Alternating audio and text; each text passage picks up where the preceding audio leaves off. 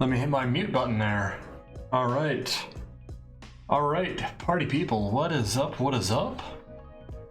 Yeah, getting ready to rock with some AWA once again here. We're launching into our Supercard. And we have Mr. T now.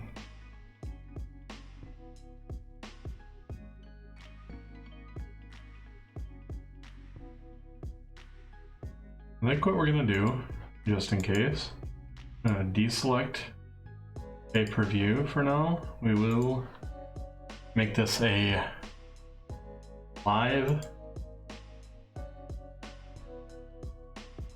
and a TV shown event effectively.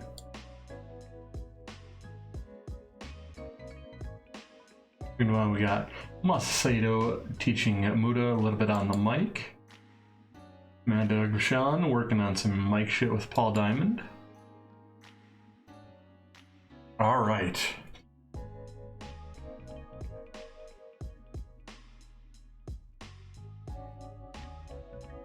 Let's see here.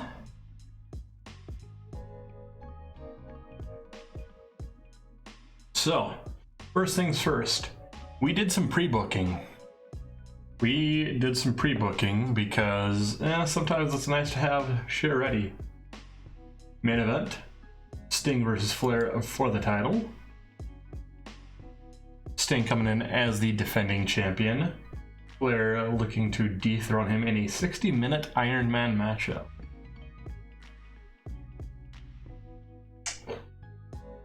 Penultimate main event, we're gonna have Cactus Jack versus Ollie Anderson. A bit of a crowd calmer right before the main event, actually. I think we do the tag team match third from last. Gold standard of Steve Kern and Tom Pritchard versus Tully and Arn.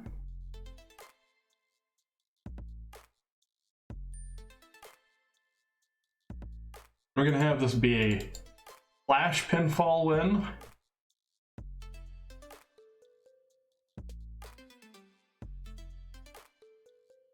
With a dominant gold standard.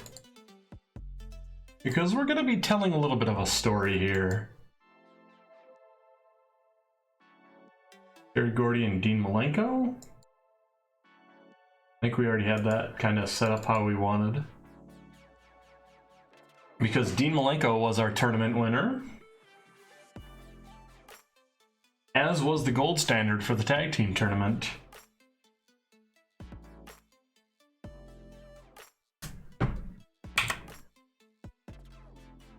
Let's see here.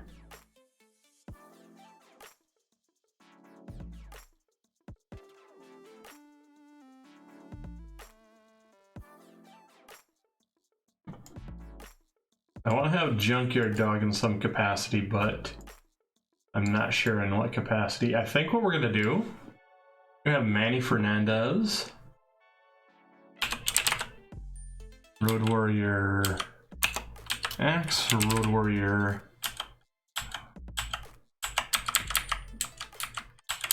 oh no, Smash is injured, isn't he?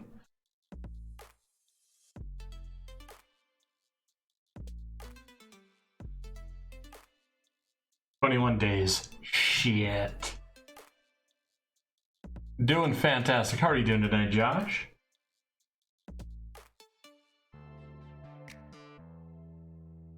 Ooh. Ooh, here we go. Here we go.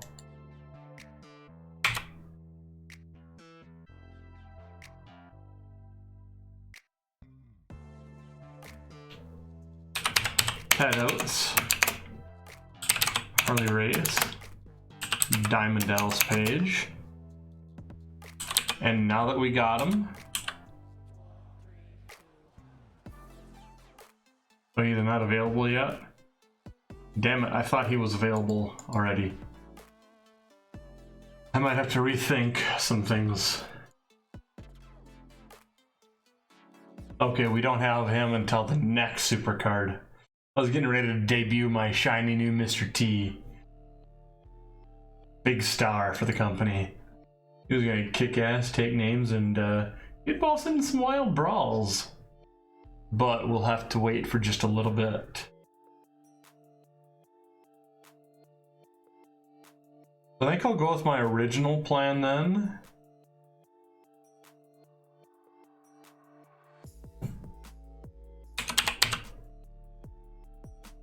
With Ted Oates. And no.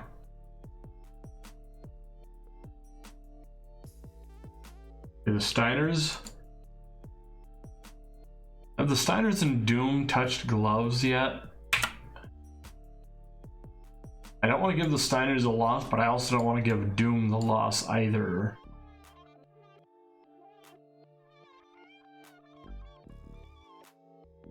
They have not touched gloves yet in the ring. Okay.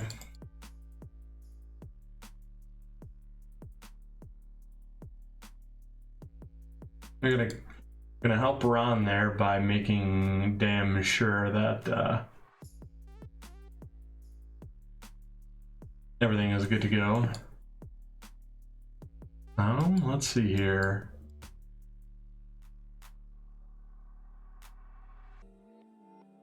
Make that a storytelling. This is going to be a draw due to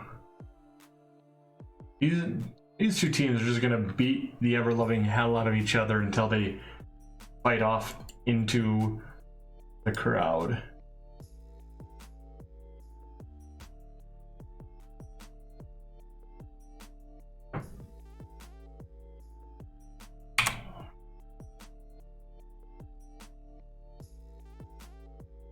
See here.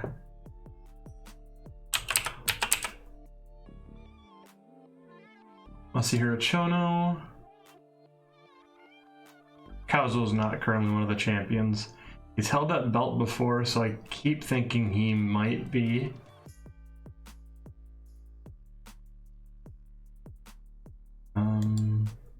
Ogawa. Ogawa is.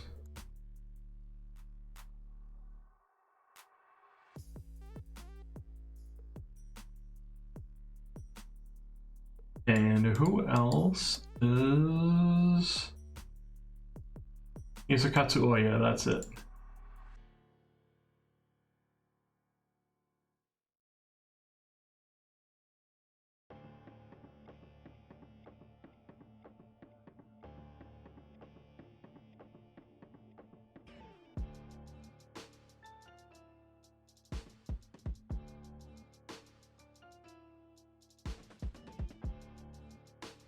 Hey, how's it going, Uncle Retro? Welcome in, welcome in. How's it going?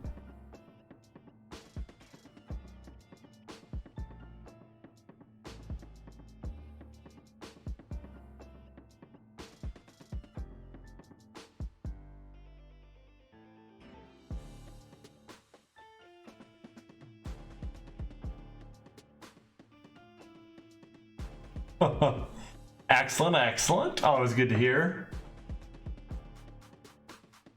And look, it's Brad Armstrong. So, for anyone who might have not caught yesterday, I gotta say, poor Brad Armstrong. He was kind of the butt of the booking committee's joke yesterday of give him a match, take the match away, give him the match, take the match away. Give him the match, take the match away. And then eventually, just to put him on the card, we'll make him a ref.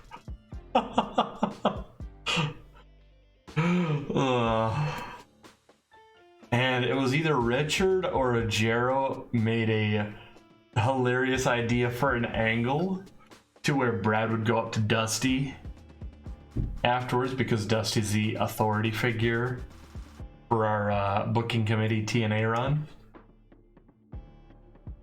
And basically go up to Dusty and say, so I had to referee a match earlier tonight. Am I a referee now? With Dusty basically replying, sure, yeah, whatever you want, Brad. Anything you want. You're a referee now. So, yeah, poor Brad. Poor fucking Brad. I don't know what I'm gonna do with him in here right now, but I feel like I need to do something.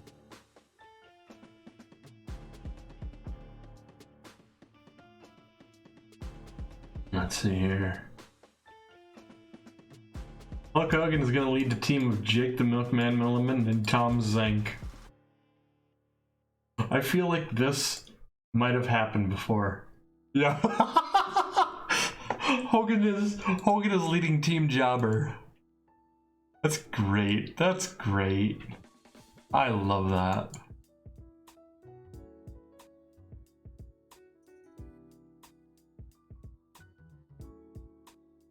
AWA 6-man tag. This is gonna be a crowd calmer. With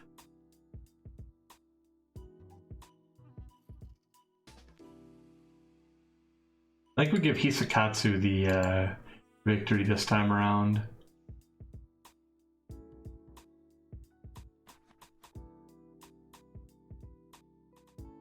Holy shit.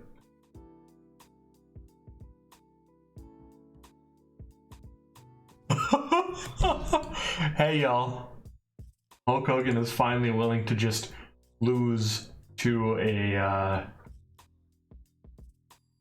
to guys who are unimportant. We've beaten his morale down that bad. Great. Also, Vern, you're not as good as Boris Malenko. Don't you dare think that.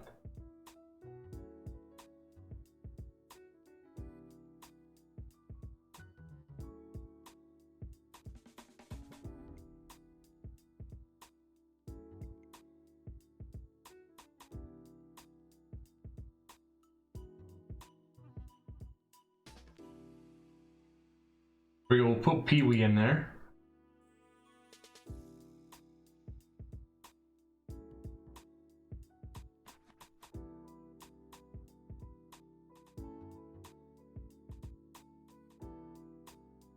Okay, so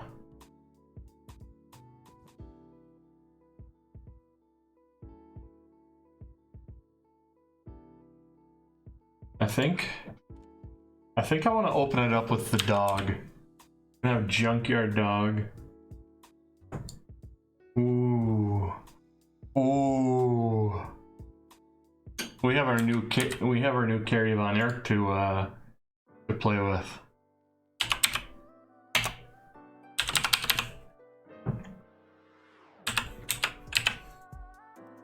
Let's see here.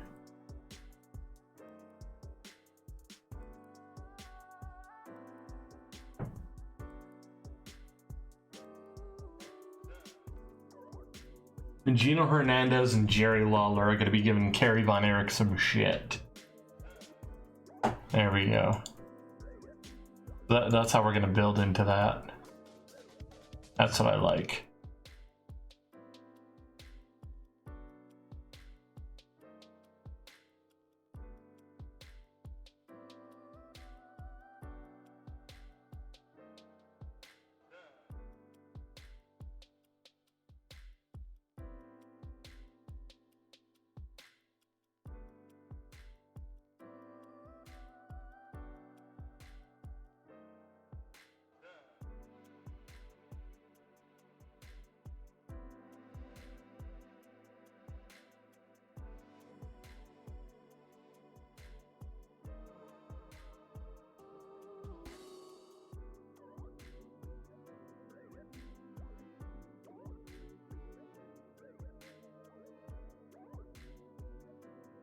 Okay, there we go.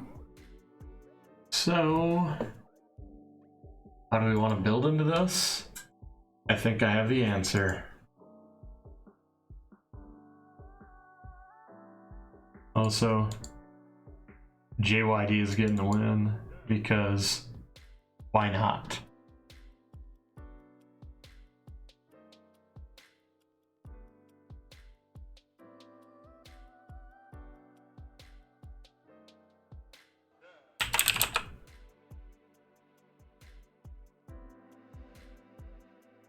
Okay, singles turns into tag team.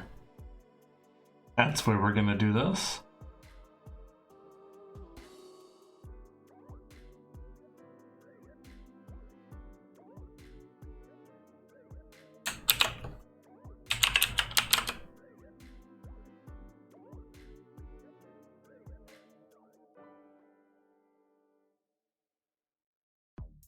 Let me check on something here quick.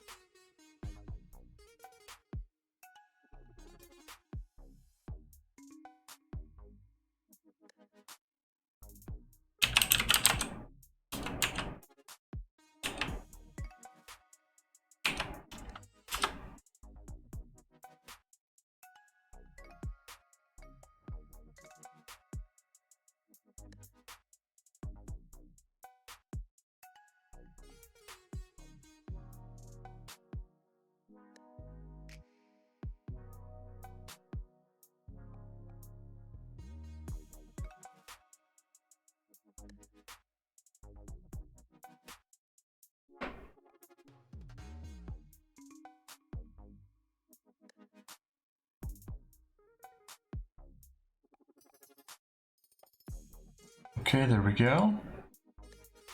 Checking on something there. We're gonna have Carrie von Erick effectively coming out to the ring, really to do a promo, not how the thing notes that there was a match. Carrie von Erick, Jerry Lawler. Who do we have attacking? Oh yeah, Gino Hernandez. That's right, hot stuff, Gino Hernandez.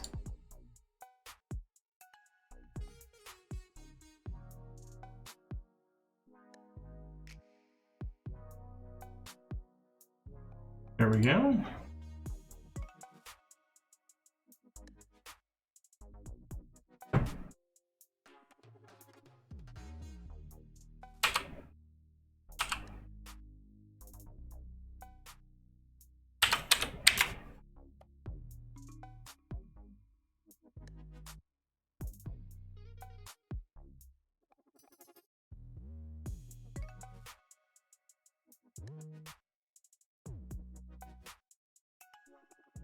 All right.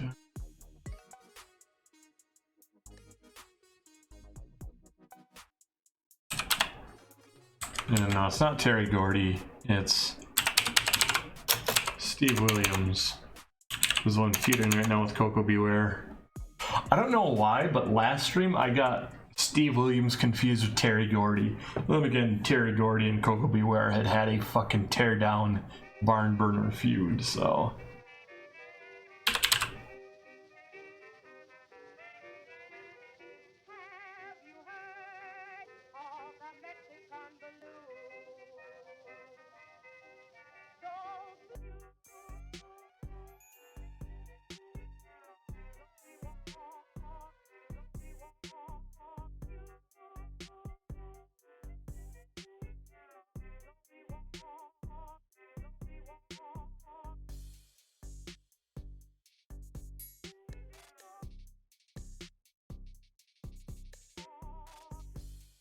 See here.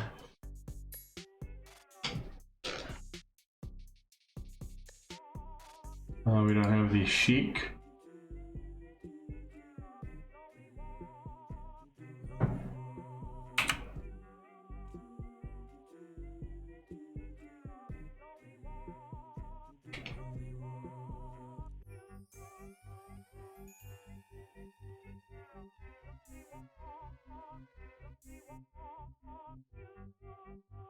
There we go. We're gonna have a underneath the Battle Royale.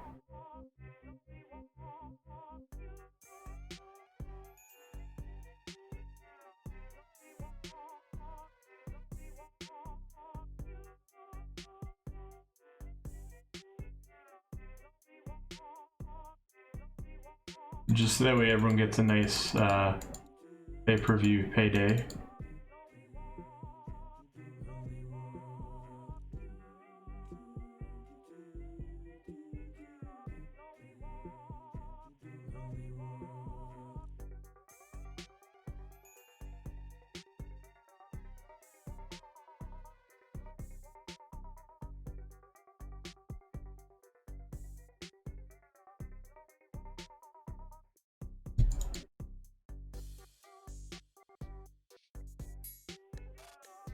Holy shit.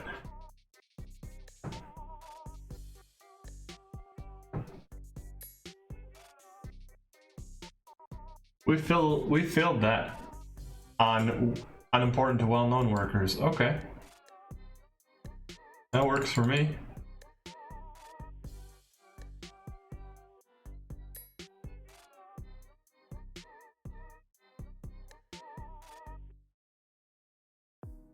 Let's see here.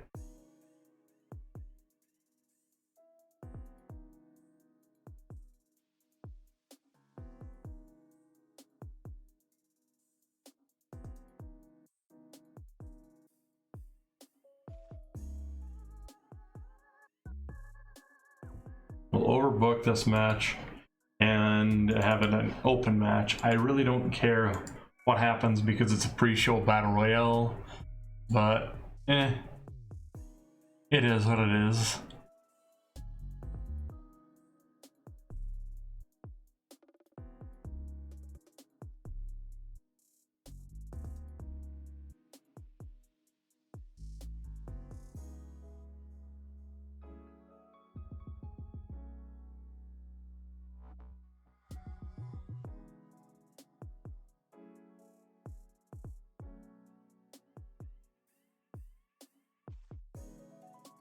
See here.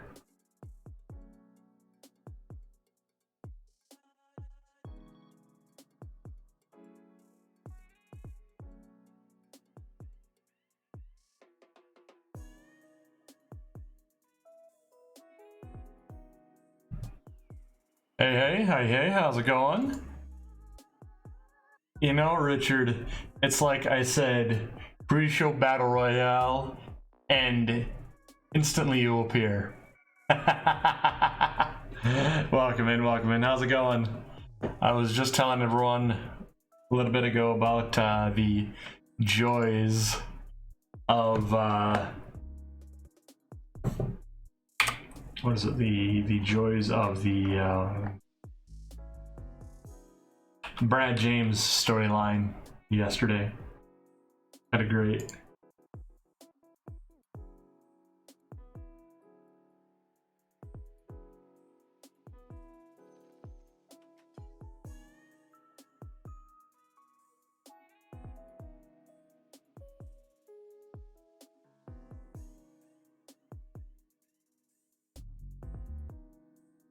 Oh shit. Oh, nice. Oh, hell yeah. That's awesome. By the way, just out of curiosity, what's going on with that other thing, the one that you were talking about in the TEW channel? What's going on with that one where we pass the files around? 1, 2, 3, 9, 12, 13, 14, 17, 18. We have 18 people. You know what that means, right?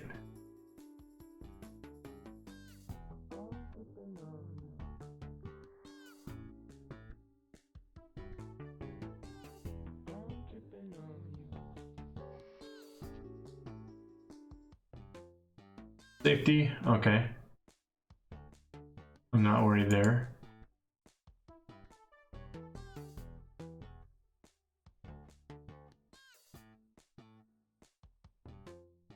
Oh, Jesus. Flying Brian. He's gonna have his first main up. Oh, absolutely. I'm really curious though with that Monday Night Wars one. That sounds excellent.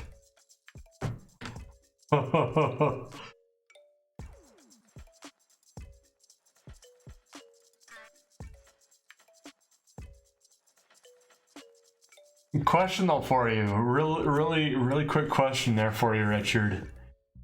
Who made that mod? Was it the same guy who made the WCW Invasion mod?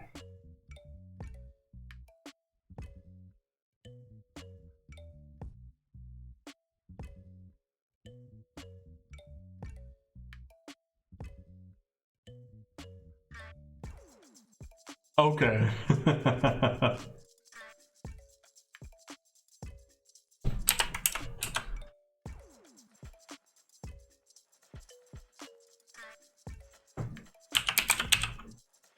There we go. Polly dangerously is gonna promote Sabu versus Andre the Giant with Erick Bischoff.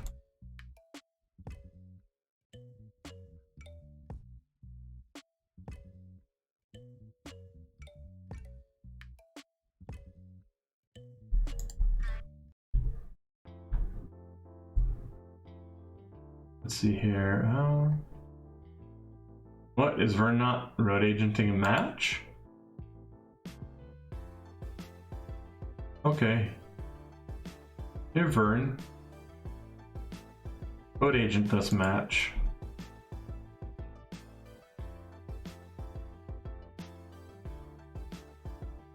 Axe Baker isn't either.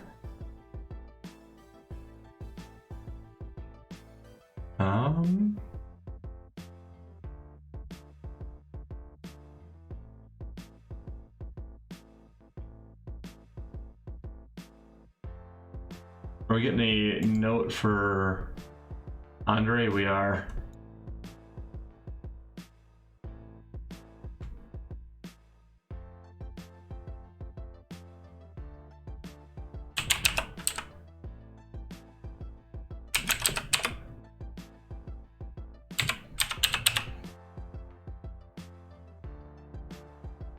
And we're gonna go ahead and do, even though Hogan's not really great at selling because he doesn't know how to,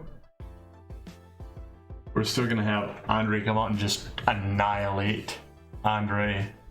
Or I mean, we're gonna have Andre annihilate Andre. We're gonna have Andre annihilate Hogan because we can and because we like to.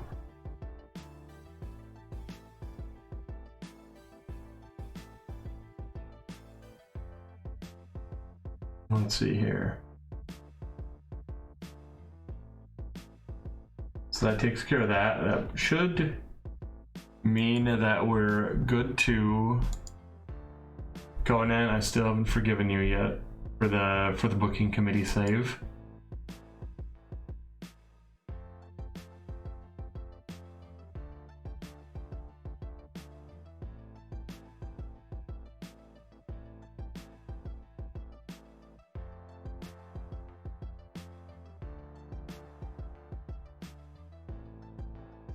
Let's see here.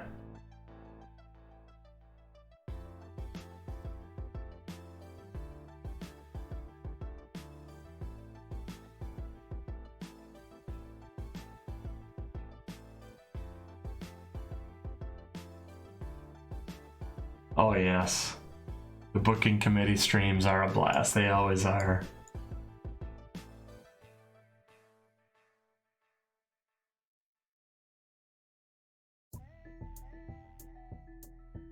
And that booking committee stream, you guys even got me doing something I rarely ever do, and that's do a little bit of ridiculous shit.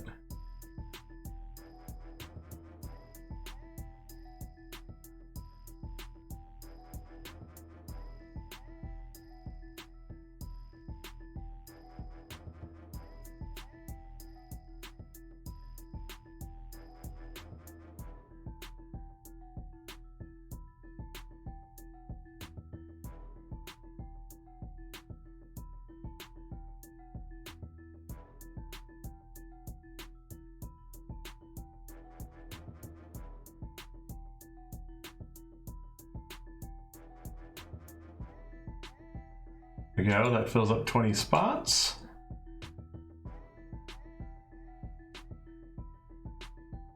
Oh, no, I was talking about the primetime entourage. I mean, we... because for primetime's entourage, I mean, we hired... Who all did we hire? We hired so fucking many. We hired Jimmy Garvin, Jimmy Hart, and Clarence Mason to be the law firm known as Mason, Garvin, and Hart to represent them.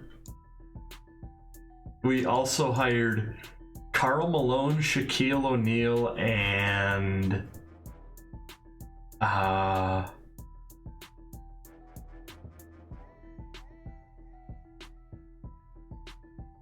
Dennis Rodman. Yes, thank you.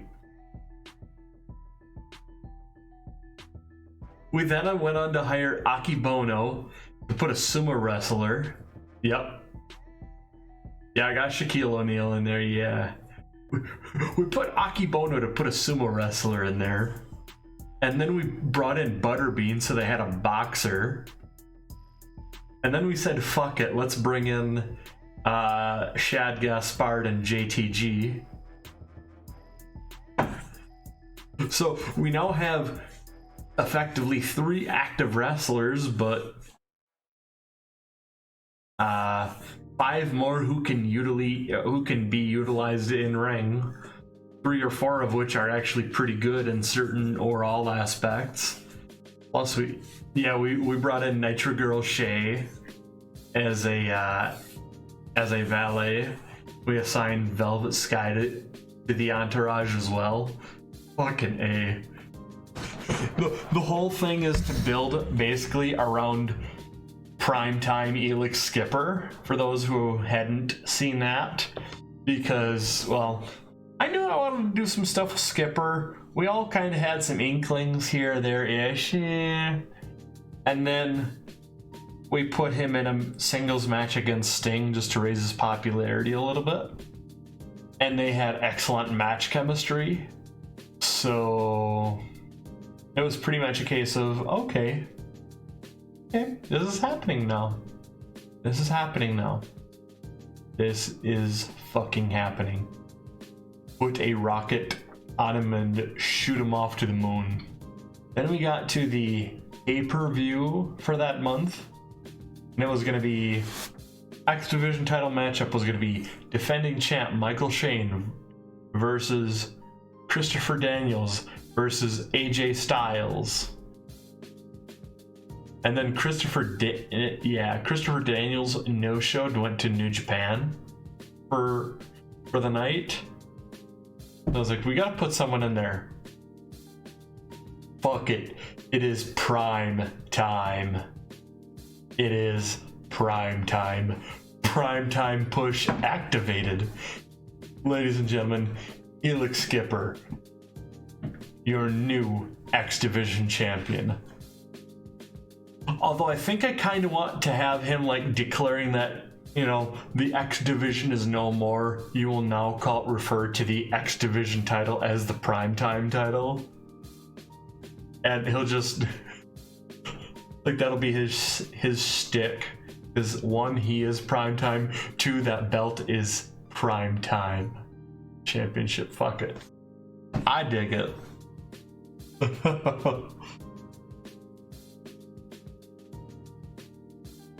Okay, so we have our 20-man pre-show battle royale with our larger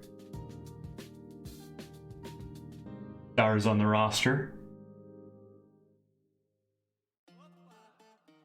You know, you're not wrong. Although, I don't know if I want him to duck too many people, because he did just take the belt off of Michael Shane, who's been ducking and cheating and just kind of getting away with things. Although I like the fact that he can...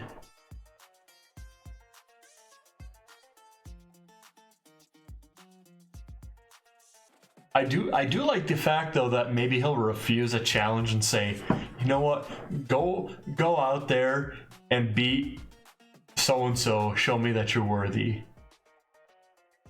And then that person then goes on to have a match. So you can kind of almost use him as an excuse for some of the reasons that some of the matchups will be happening too, from the psychology side of thing. When you're looking at, or the work, it's like, wait, why are these two having a match?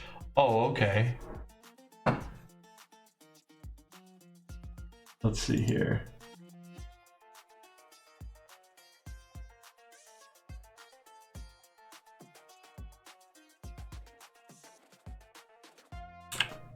Oxbaker can road agent that one.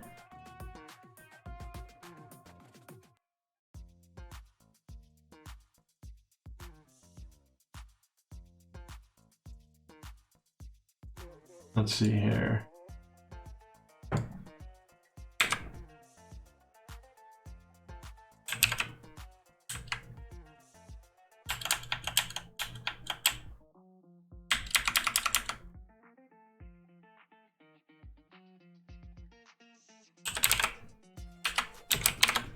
Harley Race is a future opponent for Ted Oates.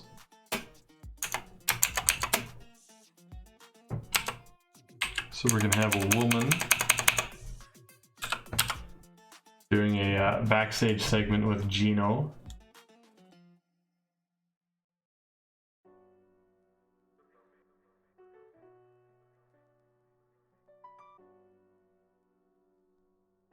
Although I almost want to put that on the pre-show just because.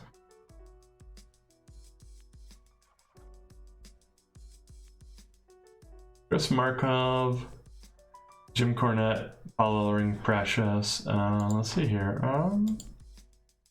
Another pre-show angle.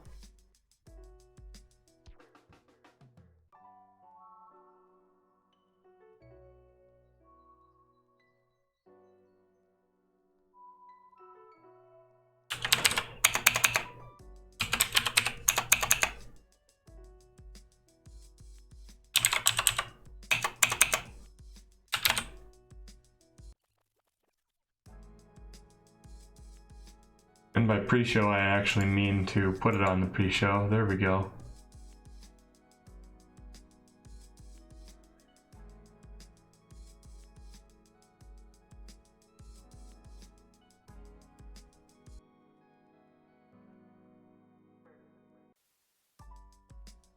Let's have Chris Markov.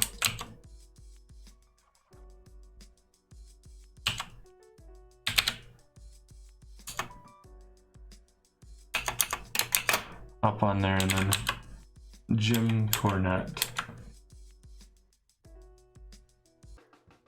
No, Duke Alfred Hayes. There we go.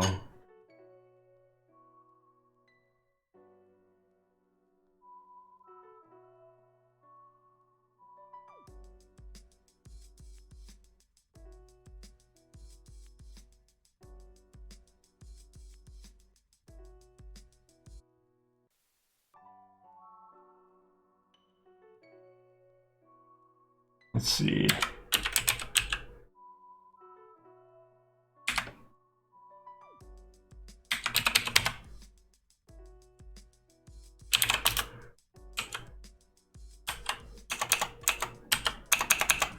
Jim Cornette, Stan Lane, Bobby Eaton, Nick Bockwinkel, Steve Kern, and Tom Pritchard. How do I want to rate Bobby Eaton?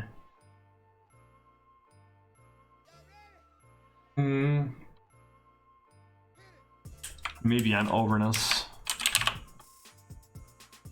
Tom Pritchard, I can do entertainment. Let's see here.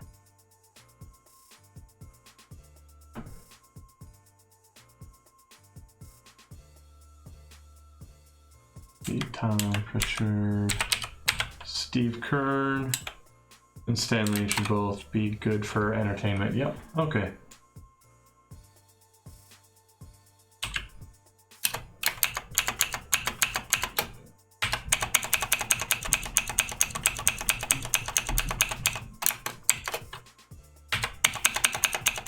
And our justification here is because the midnight is over, but Bobby's not a good talker. His overness is enough. Stan Lane and Steve Kern, of course, well, the managers are going to be doing their talking. Steve Kern, Stan Lane, former tag team partners. They're likely going to be having some words with each other. Tom Pritchard, he's involved in the title match. There we go.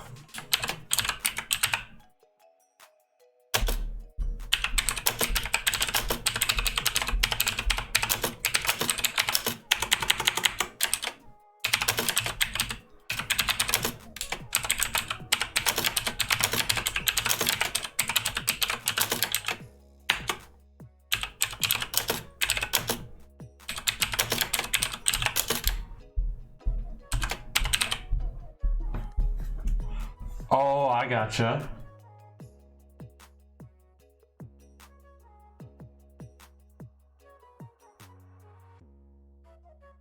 Now that makes sense.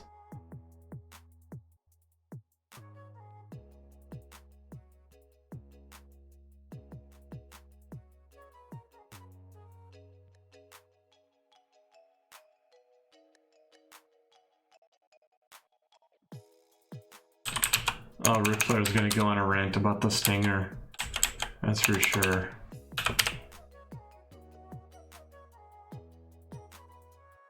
That's how we open it up. Then we go into the Lawler-Hernandez match.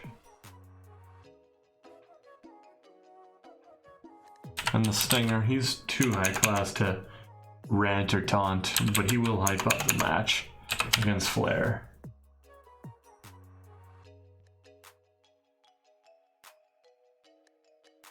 Right about there.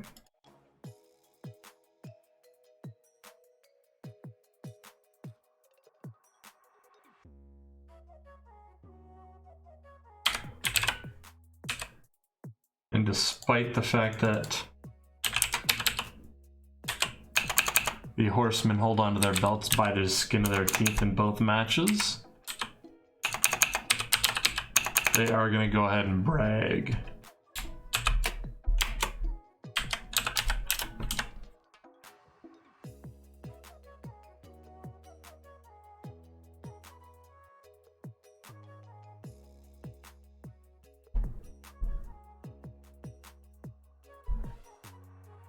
That's going to be after the main event.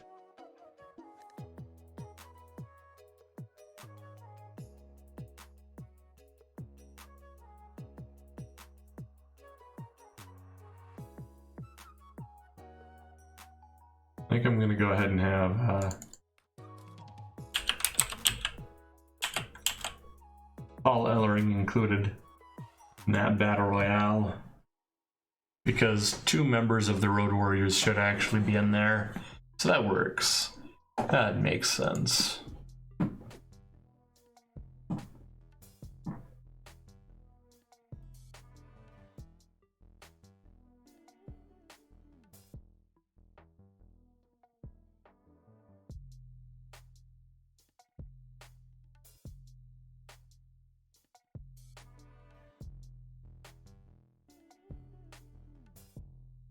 All right, there we go.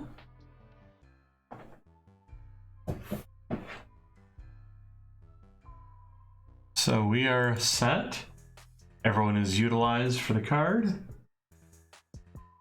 We're spending almost 100,000 on the pay-per-view. Well, technically it's not a pay-per-view because it's the monthly event, rather, because for whatever reason, when we try to do that, we don't have that great of luck. Medusa has defended the women's title once again, though. Good on her. Following that, we have woman hyping up Ted Oates versus Harley Race at a future event, to be determined.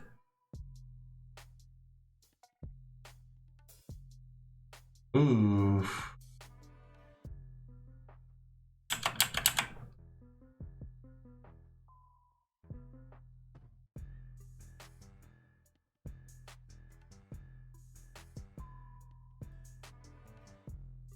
Paul Diamond has a liver laceration now.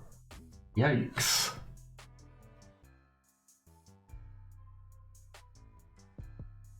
Eric Bischoff is getting his kind of cutting his teeth on the pre-show at first, and we have a decent, we'll Okay, I can accept that as a pre-show Battle Royale segment rating. It's probably better than some of our matches later tonight. Meanwhile, we have Flair starting everything off hot with a promo about the Stinger. And we have Carrie von Erick coming out to the ring for a interview, actually. And on the way down to the ring, Gino Hernandez and Jerry the King Lawler ambush Carrie von Erick. Out to make the save comes Junkyard Dog, and out from the back comes a referee. We're gonna make some money on this shit. We're gonna go ahead and sanction this shit if people are gonna be brawling.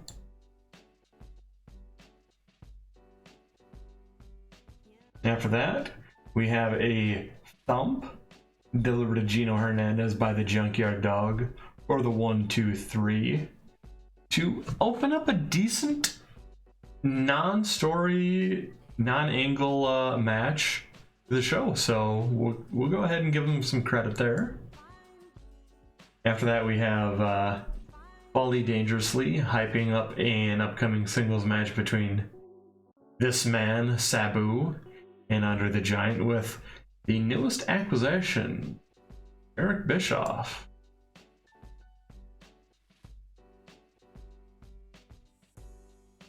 After that, we have Team Japan making yet another title defense for the AWA 6-man tag team match. Following that, after Team Japan collects their belts and rocks on out, still in the ring, getting up to his knees, facing a former opponent, Hulk Hogan gets destroyed by Andre the Giant. After that, we have a decent little matchup here where Terry Gordy intentionally ducks a potential submission. He saw the Texas Cloverleaf signaled a few times there in the matchup, and he gets out. Champion's advantage. He will lose to retain the title against Dean Malenko. Now, after that, we have former rivals, maybe still rivals, at least for now, putting aside their differences in the Midnight Express and the Gold Standard, with the former wishing the latter success, or at the very least luck, against the Four Horsemen's Tully and Arn tonight. After that, we have the Steiner Brothers and Doom going. Interesting. I'm not sure what to make of that Proteiner Teres syndrome. What the fuck? But decent matchup. We are definitely seeing some excellent improvement from Doom number 2, Ron Simmons, as both teams, fairly dominant, do not seem to display one particular member over the other, or one particular team over the other, in what spills out of the ring into a double countout.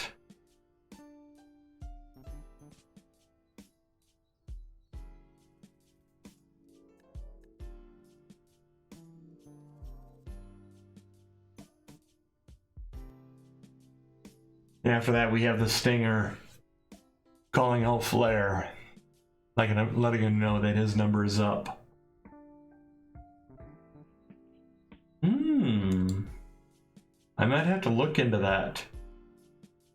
And after that, in a closely contested matchup dominated by the Gold Standard, Arn Anderson, the wily veteran, is able to catch the Doctor, Tom Pritchard, in a quick roll-up to save the belts and roll out of the ring. This one worked out well. This one worked out pretty fucking well.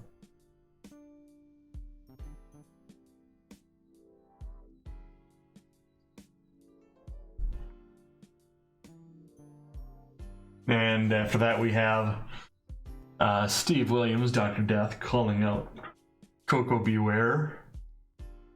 The two of these men were supposed to have a matchup at this Supercard, but it looks like that has been pushed back until March for an unknown reason at this time.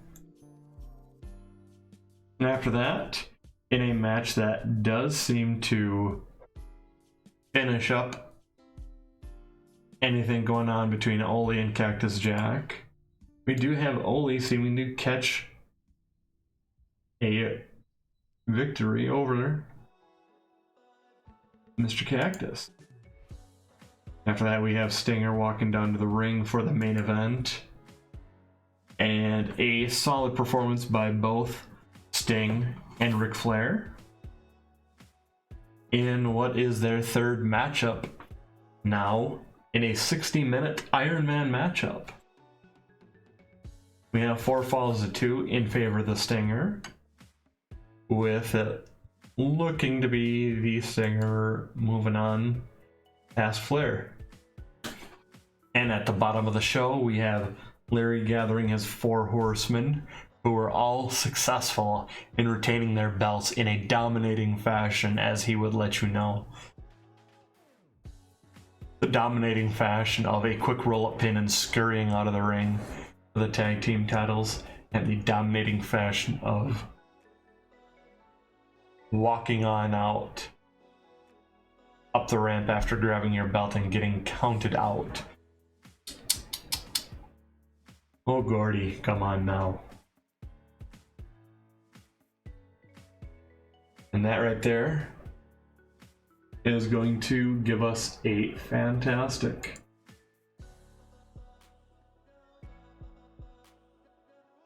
rating there. We have went up in 22 regions rather. We got 83 and 83. Fucking A, right? It looks like I could do a little bit better on a few things there, but alright. Arn, Tom, and Stan. Now Steve. I'm gonna compliment them on good performances. All right, they were all. Ooh, excellent. Nice, Ryan, nice.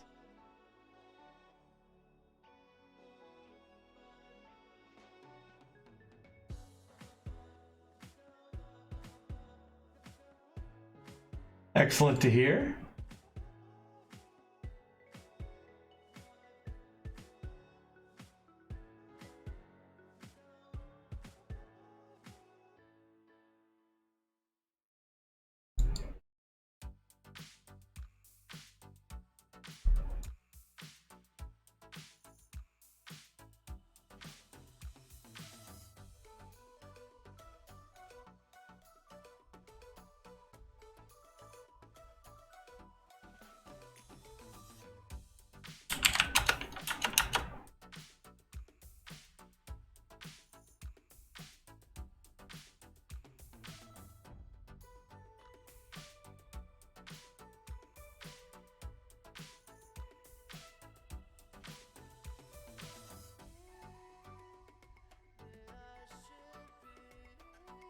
So we sustained quite a few.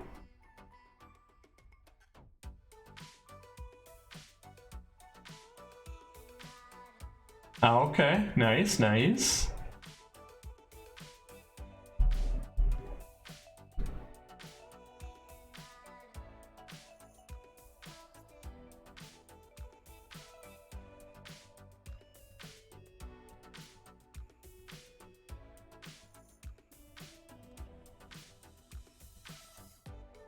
Paul Diamond is 13 days on that.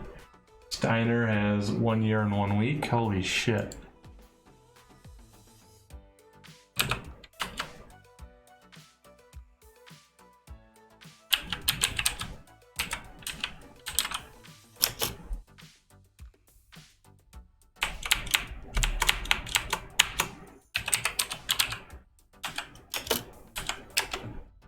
Okay, so what is pronator teres syndrome? Is a compression neuropathy of the median nerve at the elbow. It is rare compared to compression at the wrist. Okay. Or isolated injury of the anterior interosseous branch of the median nerve. Okay. Huh. I see. Yep.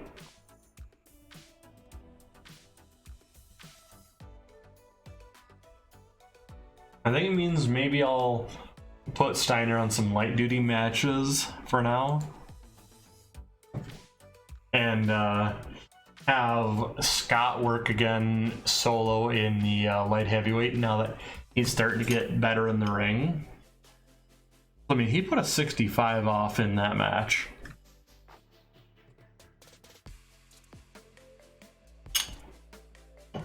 So I gotta give him some credit there.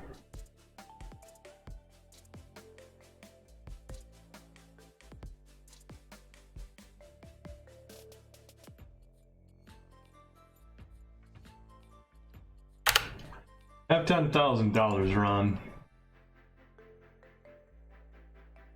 Yeah, we made a shit ton on that show. Ooh, nice.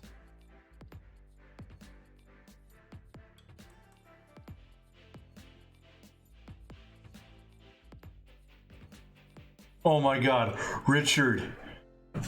Are you gonna sign Brad as a referee? Oh, nice, Ryan, nice.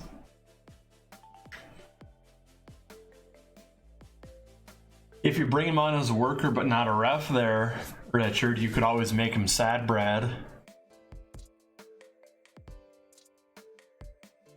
Oh my God, that's poor Brad in that save. Holy shit. That was rough. That was really, really rough. We kept trying to think of things to do. Kate Quick got injured, so that didn't help anything. And we just brought him in to help out his brother because Conan left.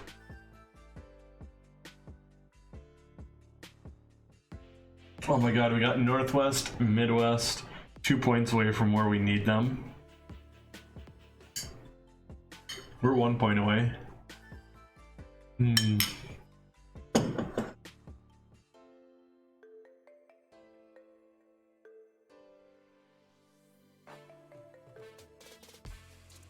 We're getting close.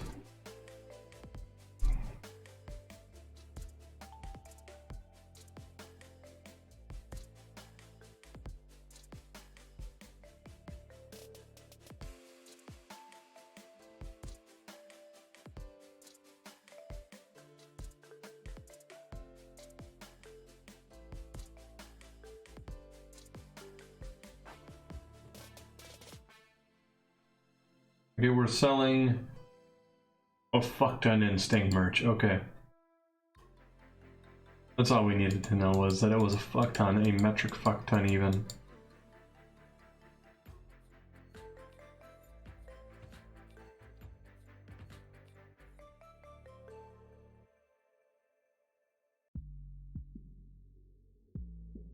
Steve Armstrong. Low risk. Instead of 5 months, it's 36 days. All right. Now, if only that would have happened with Scott Hall. Oof. We keep on getting tag teams, but having to build new ones because of injuries. Our injuries seem to be exclusively to tag teams. Holy shit.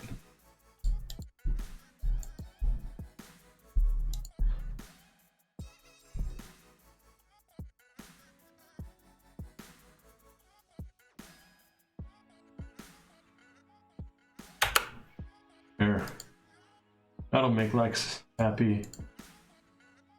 I'm willing to do that to make Lex happy. and make Magnum TA happy. Not willing to do that to make Hogan happy. Unless Hogan is about to quit, then I will pay to get him to job more, but that's about it. We're also awaiting James J. Dillon. Just put an offer out to him. We've also put an offer out to the Sheik, and we're trying to lock down the Barbarian.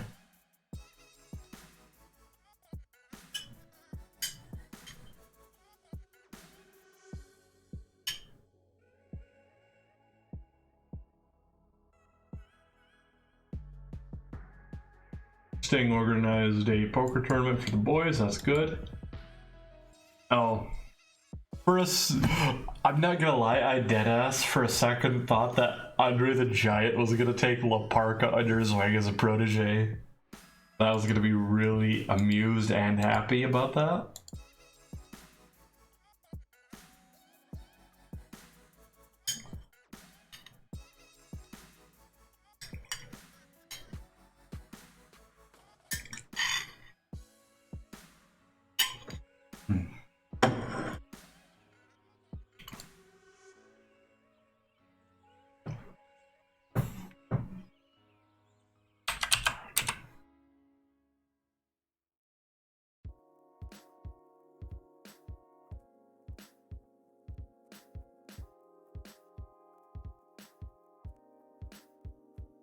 See here.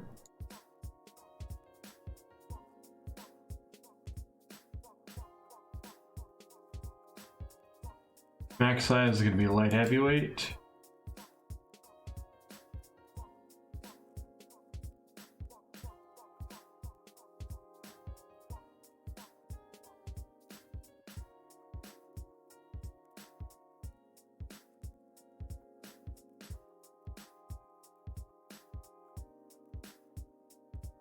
Okay, after losing that match to Tully and Arn.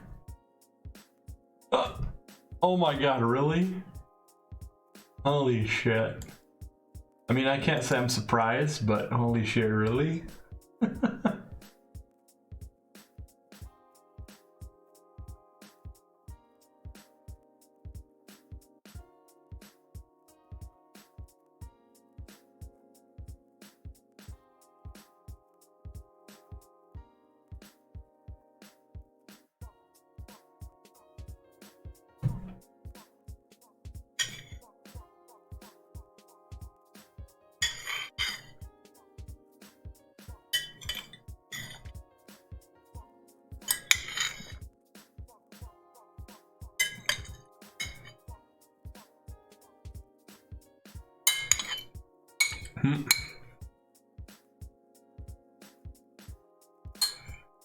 Exactly.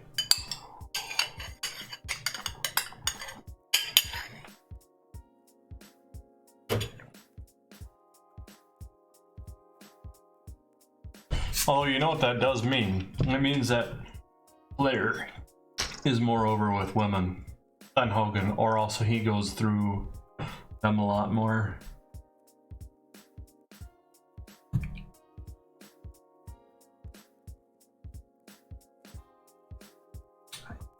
Let's see here.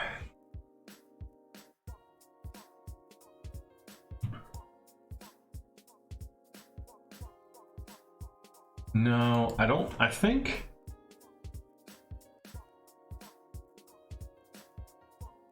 I want to do a 10-man for the #1 contender for Terry Gordy's neck for his next opponent.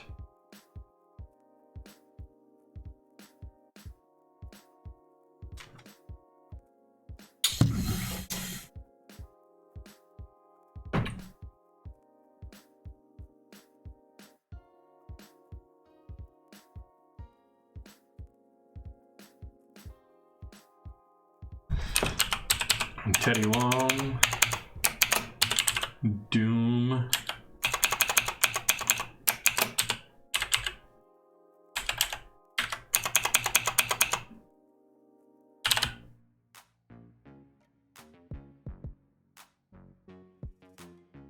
gonna go Menace. And we'll go Menace for both of them. Just so that way it's fitting. Because whereas Butch Reed is ready to do the entertainment.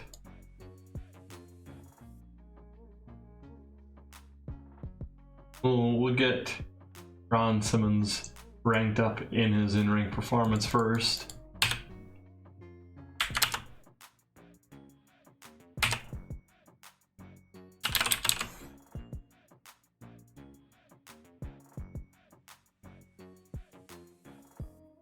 Go.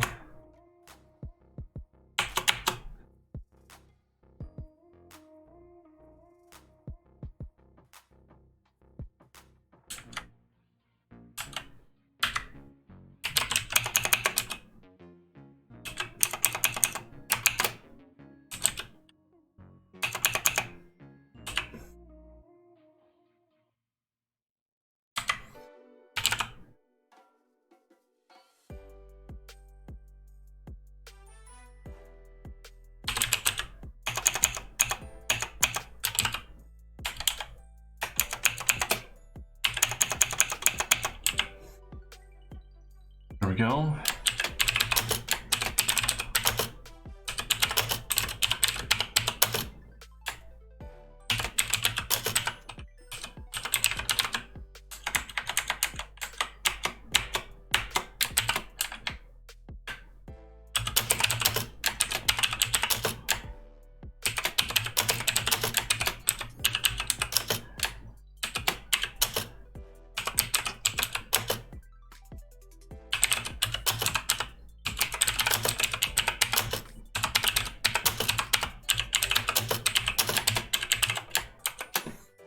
There we go. So Long taunts the injured Rick Steiner and tells Tully and Arn to watch out because those belts belong to Doom.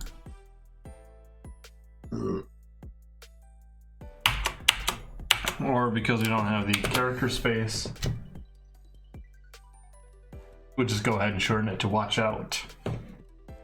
Because if they're gonna threaten the tag team champs, you know what the threat is.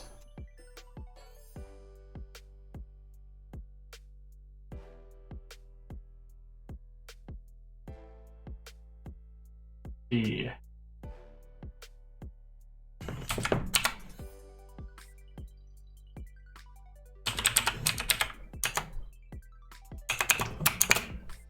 I feel like Dusty and Flair are gonna mix it up tonight. But who with? Why not?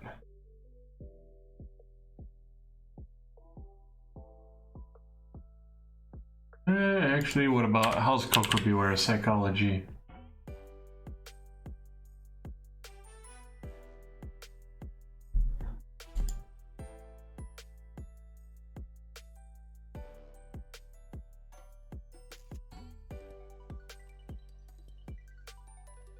Oh, Bob Backlund. I think I'm gonna put Bob Backlund in there just to kind of, just so it's like a rib on Billy Graham.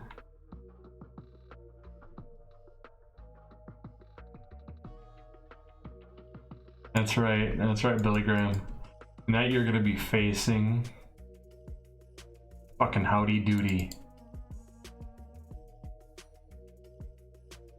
Put Brian Hildebrand and Boris Malenko on this one to make sure that it doesn't fail us.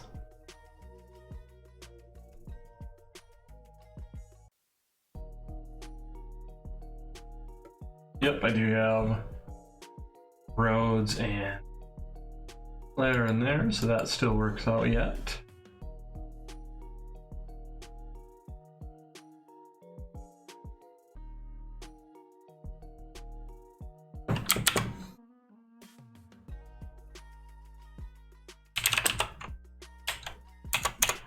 And to start things off, I think we'll have Jimmy Garvin and Carrie Von Erich versus Curt Hennig and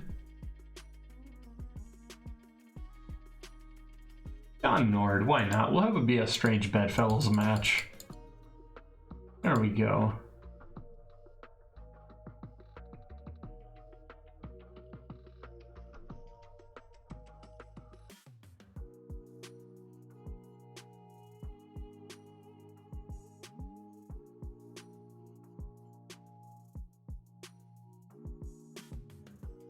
Okay, how many light heavyweight wrestlers do we have?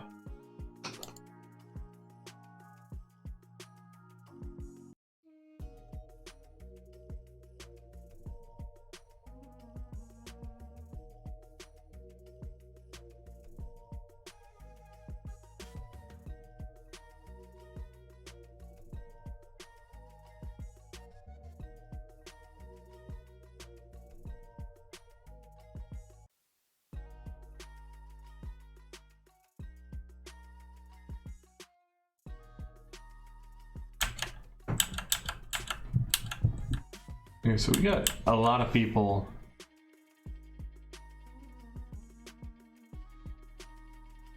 Maybe we're gonna do a 32-man tourney for the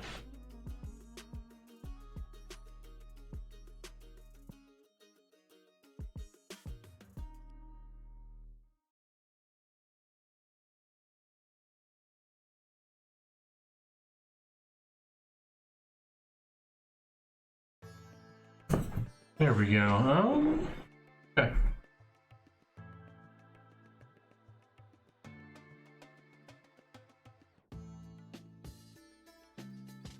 Actually, I hadn't decided on everyone of that light heavyweight, so fuck it.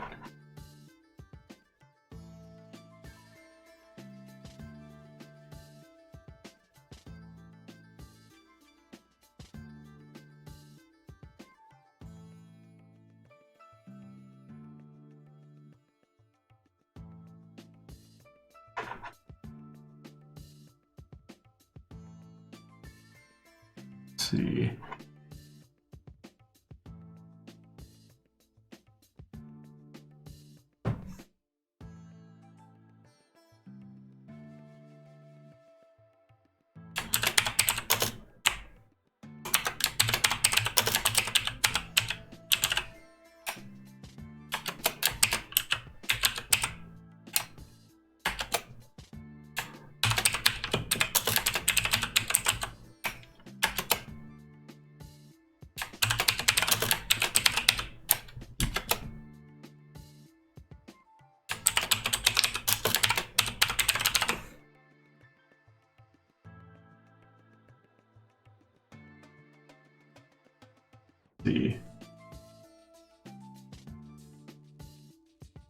Oh, Scott Steiner's no longer a light heavyweight. Okay.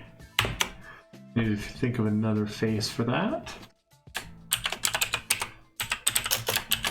Pegasus Kid. There we go. Mike Rotunda. Masa Saito. Good. Oats.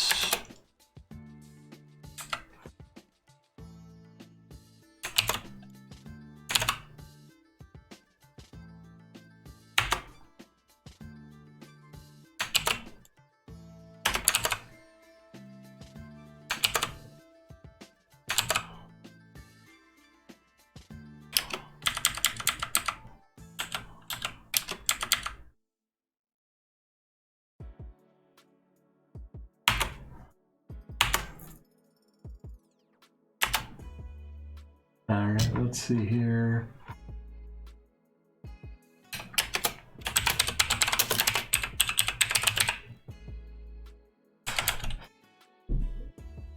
Steve Williams. Owen Hart.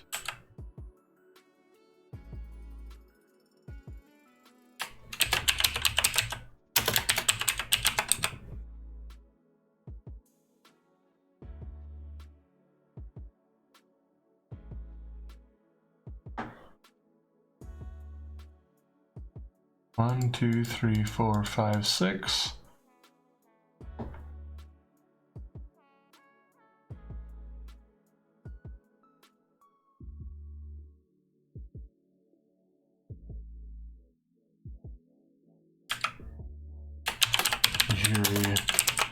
Baller. That's 7 for the heels.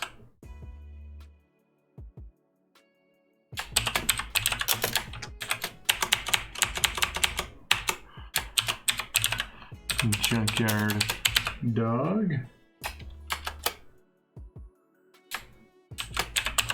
Jim Brunzel. 1, 2, 3, 4, 5, 6, 7.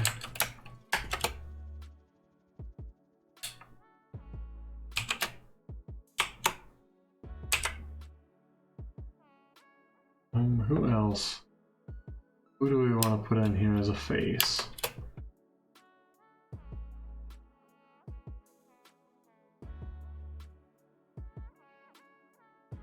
I can put Backlund in, actually.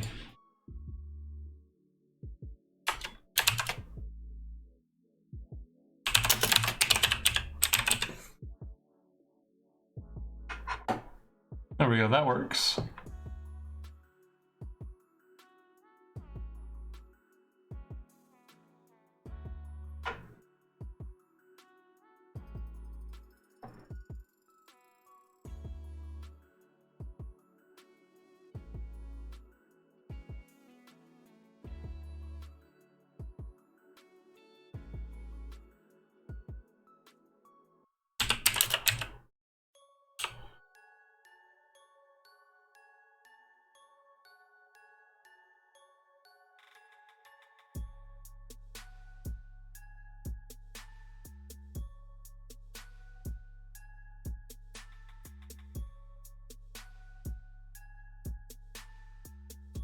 Okay, we got a 16-man tourney.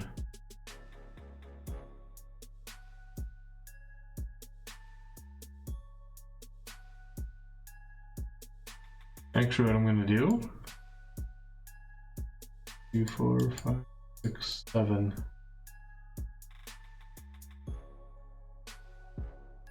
I missed one person on heels.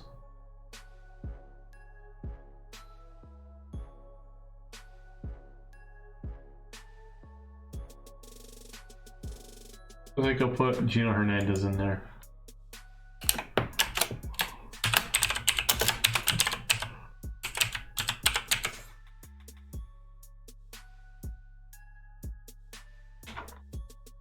Okay.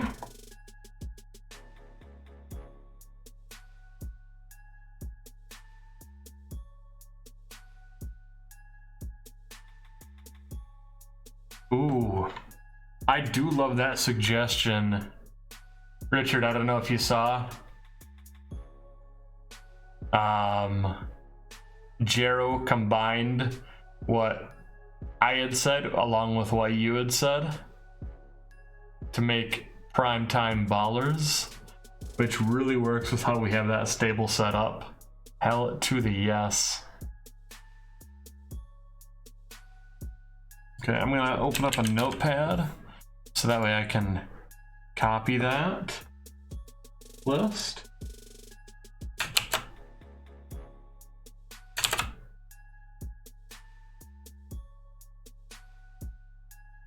And we can actually build that tournament.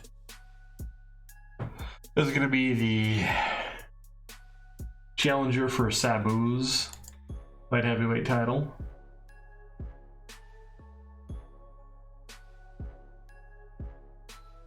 Akira is going to face off against Storm and Norman, unfortunately for him.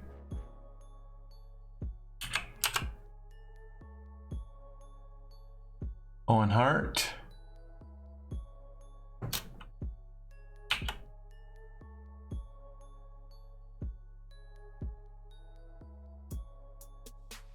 Actually, hold on.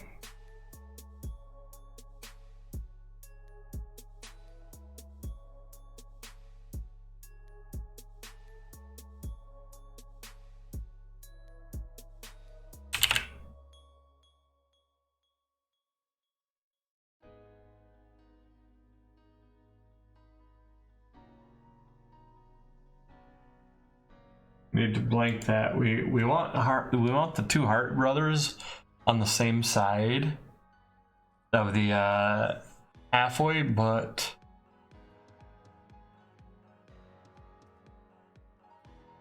Not so much.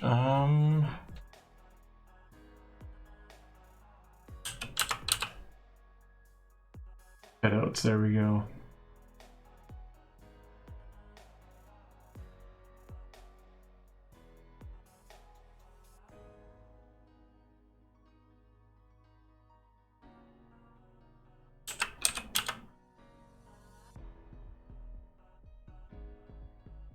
Side B is going to be Steve Williams, I think.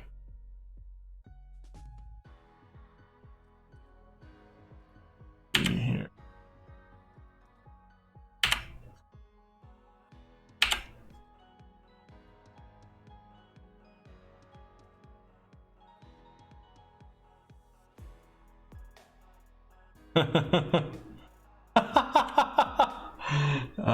Excellent. I like that one, Jero. Welcome in, welcome in.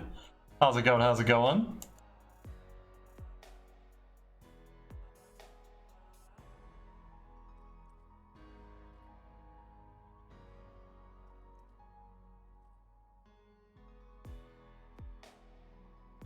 Let's see.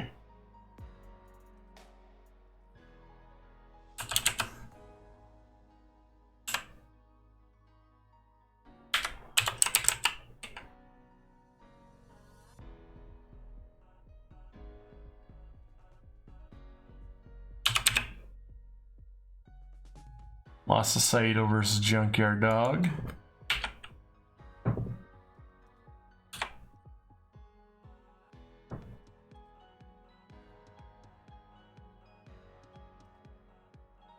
I don't know if that's gonna be possible. I mean, 1 in 100 times can you do that, you know?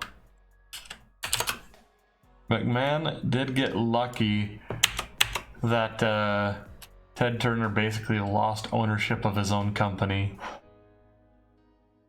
due to mergers.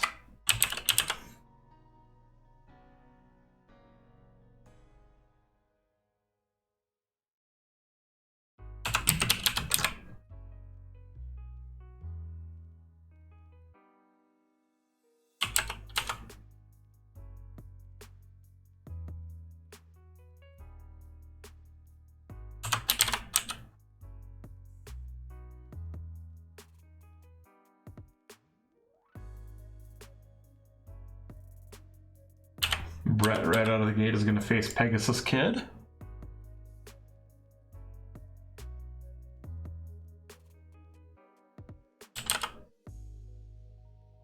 Dean Malenko will face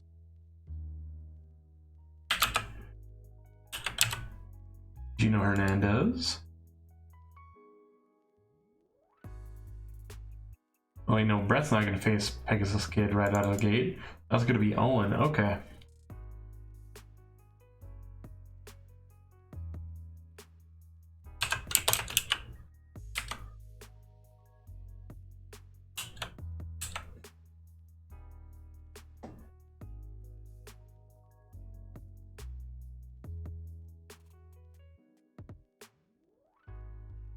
I'm just saying, which one of you is gonna have Ming? Because one of you may show up at the other's door with a tank, but if the other one responds with a Ming, better watch out. Because if you have a Ming and you slip Barbarian out the side door,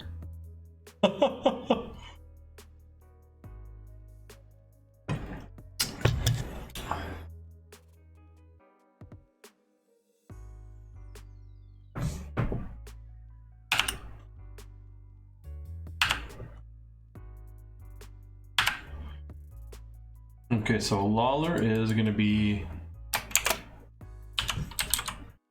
right there then.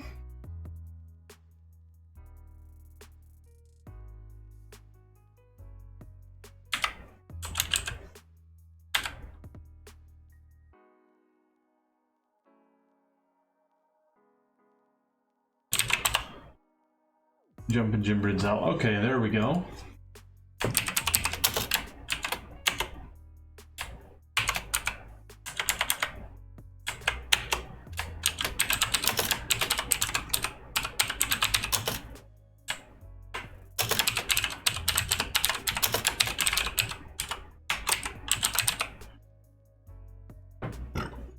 I'm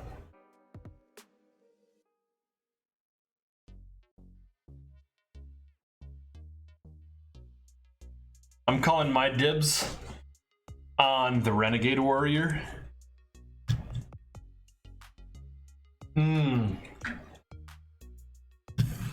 Yeah, you got Dungeon of Doom. Nice, nice. Oh my god.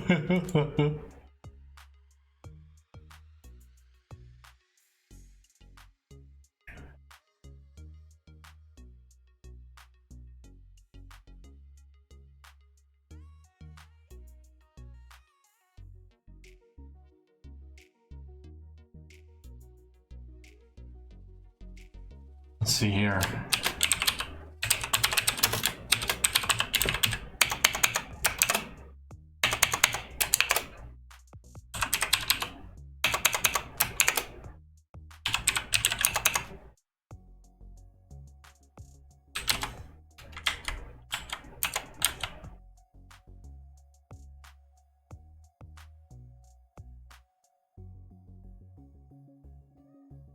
Tournament Turmoil.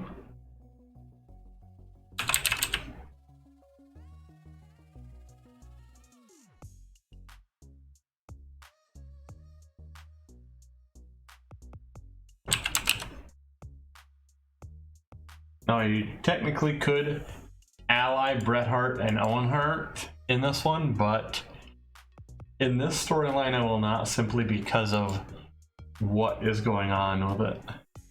Because it's a tournament for the title, it makes sense to have them separated.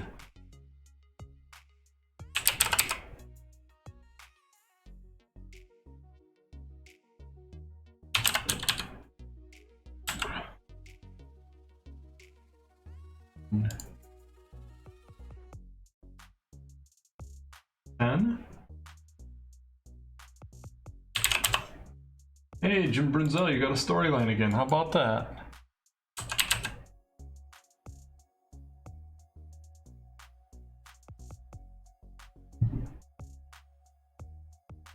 One, two, three, 4, 8, and 10, 11, 12. I need 4 more in the tournament. There we go. Add it in.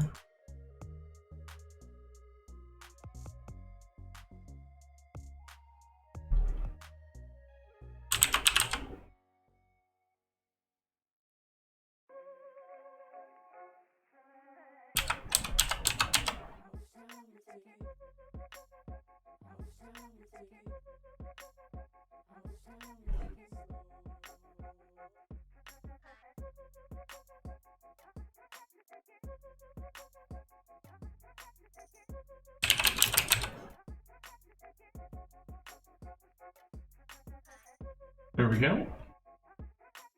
All right, we have everyone set. Actually, okay, so Akira versus Norman Smiley we can do right away.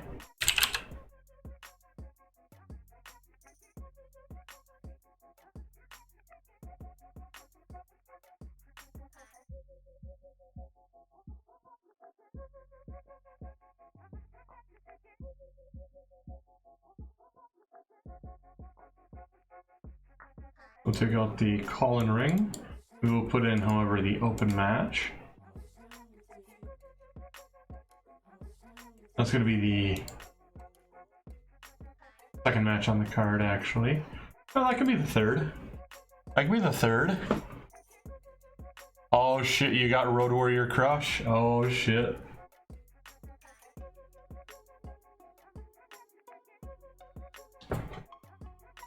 Road Warrior Crush. Brian Adams. Say, I got a question for you. Is Brian Adams gonna be going under the moniker of The Real? Oh shit. Oh, was it that time period?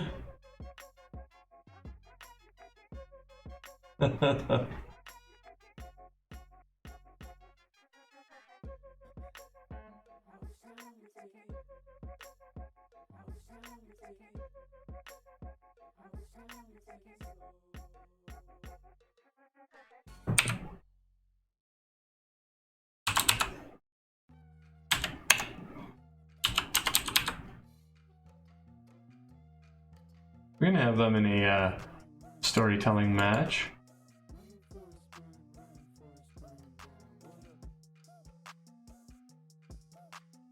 Right before the main event, why not?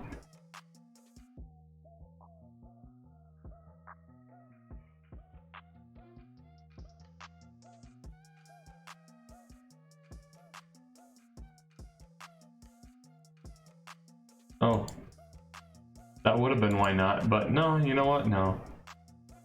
I'm gonna take Backlund out.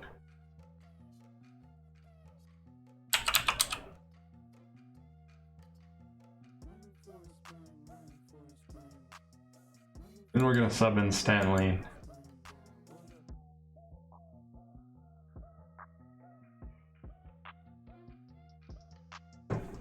Oh shit, you got the bin boys. That's right, you are the one promoter online or IRL to actually get the bin boys over.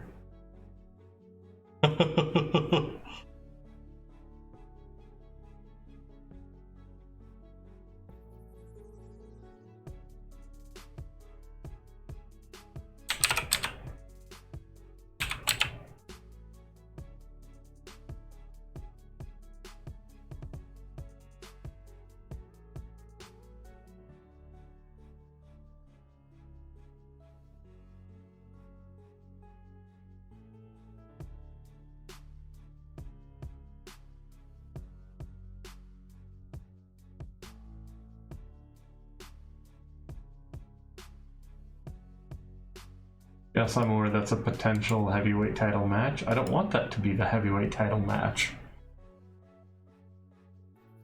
Okay, so we will now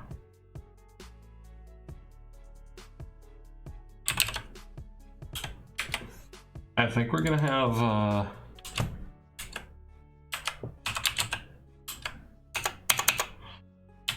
there we go. Yeah, we're gonna have Howdy Doody do a promo with Rod Trongard about Jerry Lawler.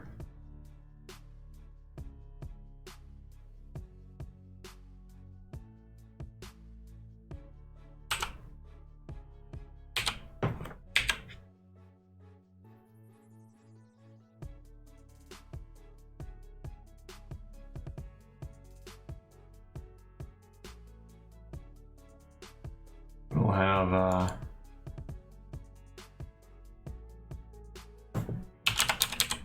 Jerry Lawler go on a tear about Howdy Doody with Gino.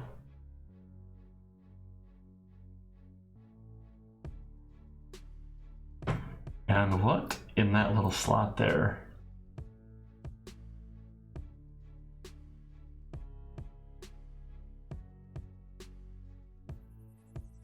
You know what?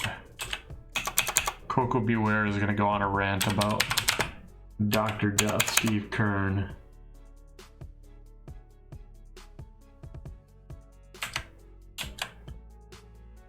Interviewer will be Gene Okerlund. Actually, you know what? No, let's go ahead and give Eric Bischoff a little bit more mic time. He needs to get used to it.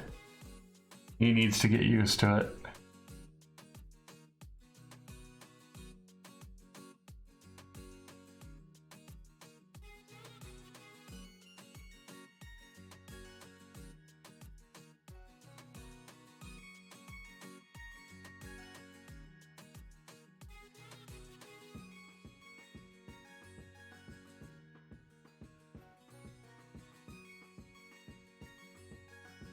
All right, let me go ahead and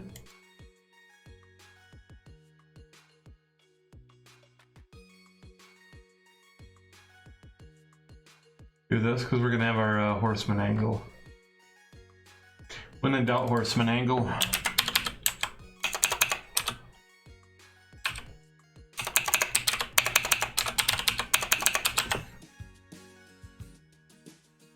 There we go.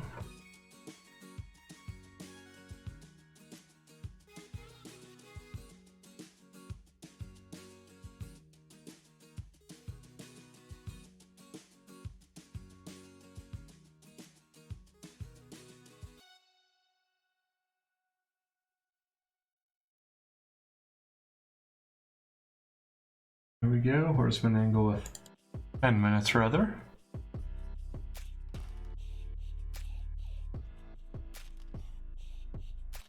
And let's go ahead and start the card. We got a tournament starting now for the number one contender.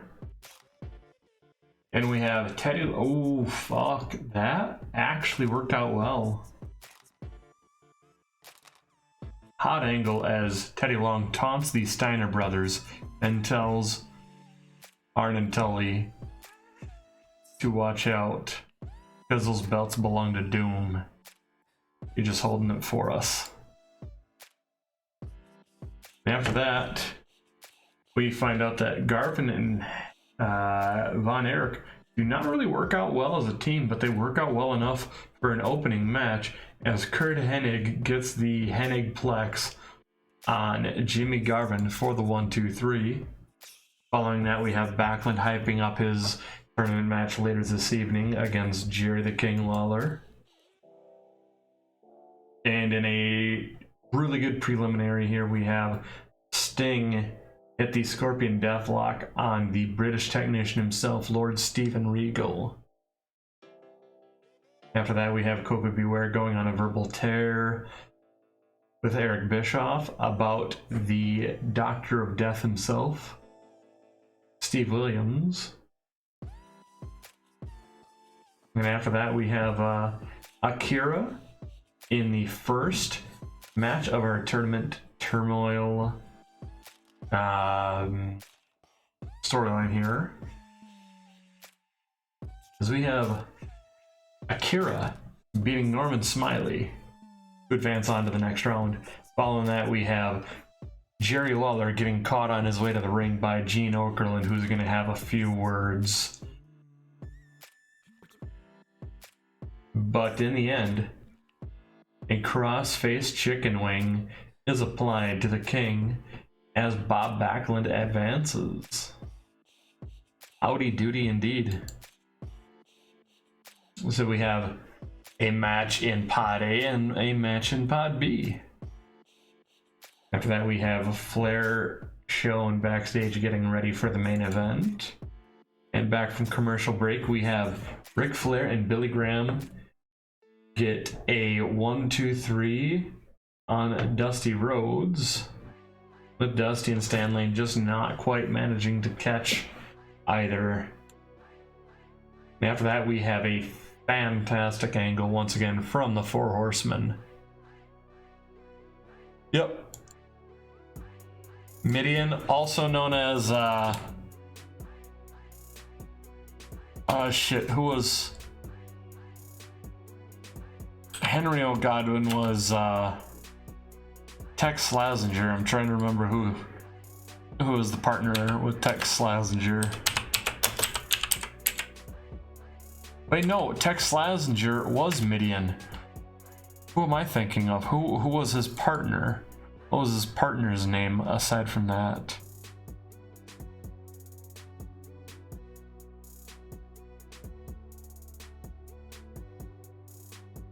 Shanghai Pierce, that's it. Pierce or Mark Canterbury was Henry O'Godwin. Okay. Tex Slazenger was Midian. I had those reversed. Like, exactly reversed. I'm telling you.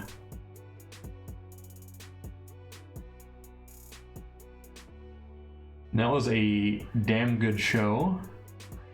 Unfortunately, can't quite grow because we're hitting that pop cap once again. Everywhere.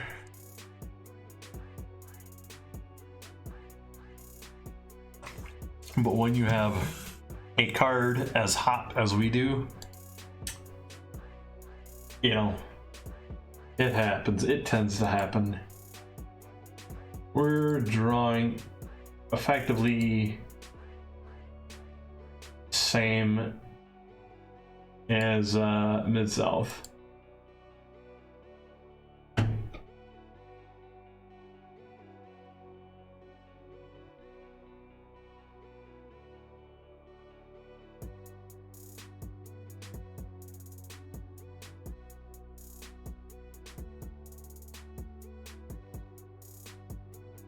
Well,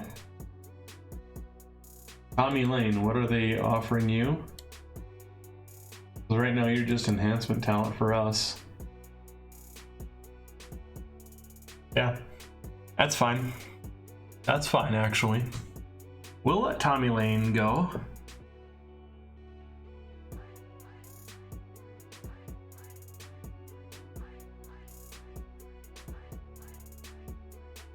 We'll be all right.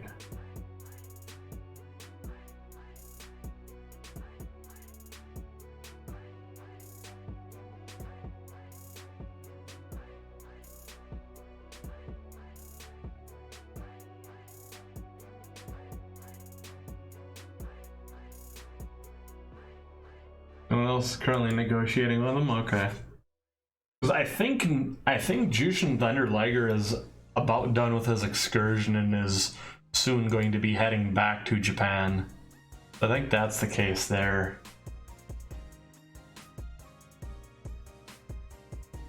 Jeez, 6 million.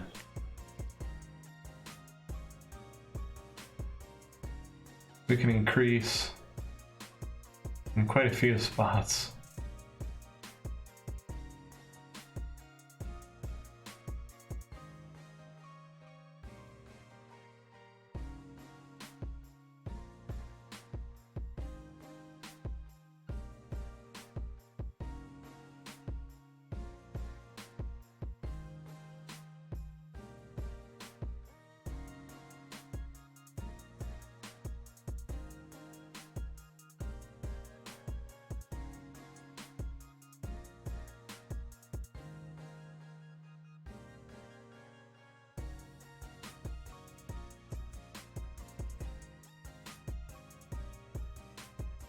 Okay, so for anyone in the know, is there a difference between a performance center and a dojo in-game? Because I feel like there should be. In real life, it would be obvious. But that's what I'm kind of curious about. What people know as far as the in-game. Ah, there it is.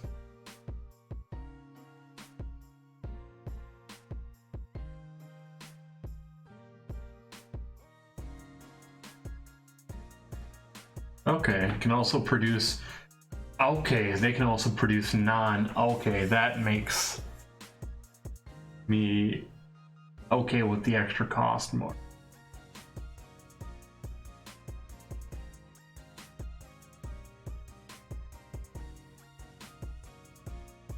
Okay.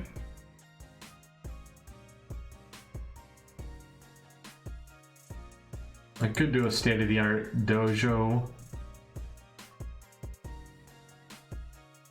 But I almost want the state-of-the-art performance center instead.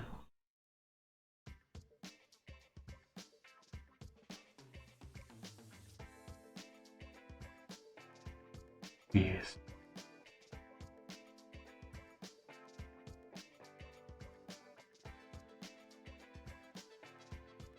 I think we're gonna be relatively close to last month's. In the end, we're not gonna quite get as much in the overall. Ooh, yeah, good catch. I did read that. I didn't say that out loud, but yeah, good call on there. Good call to mention that. Yeah, I think that was like the last little bit in there. Last month, you didn't lose. You invested.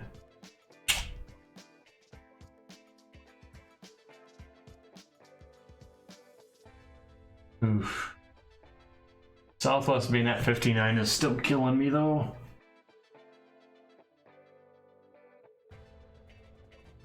Let's see here.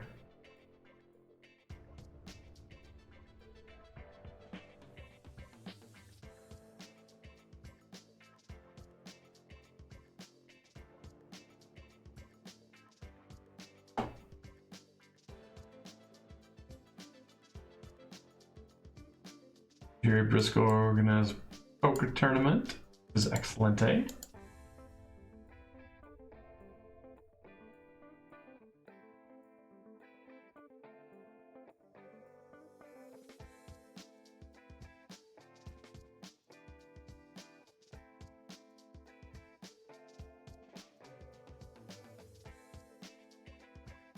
Owen Hart versus Pegasus Kid. Yeah, let's go ahead and have that.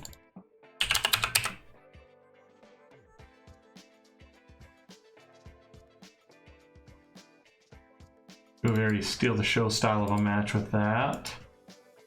And Owen Hart is going over on that one.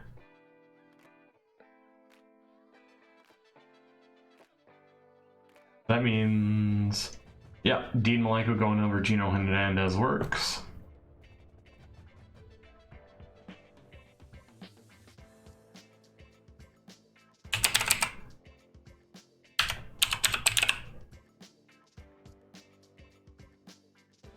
Oops. I meant for this to actually be the case here.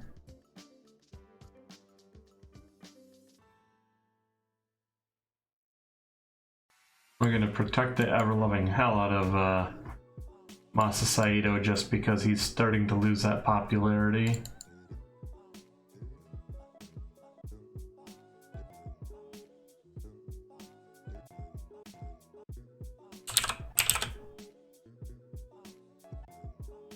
Brad Rankin's not Brad Armstrong.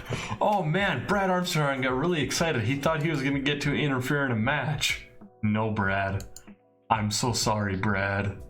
Do you need a hug, Brad?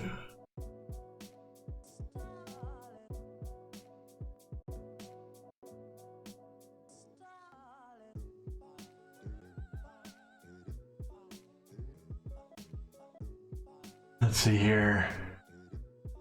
That's one from pod 2 and one from pod 1.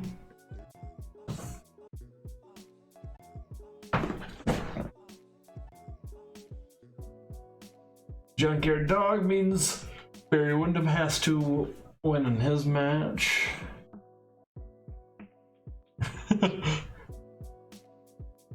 Brad will call you. Let's see. Bret Hart is naturally going to beat Jim Brinzo.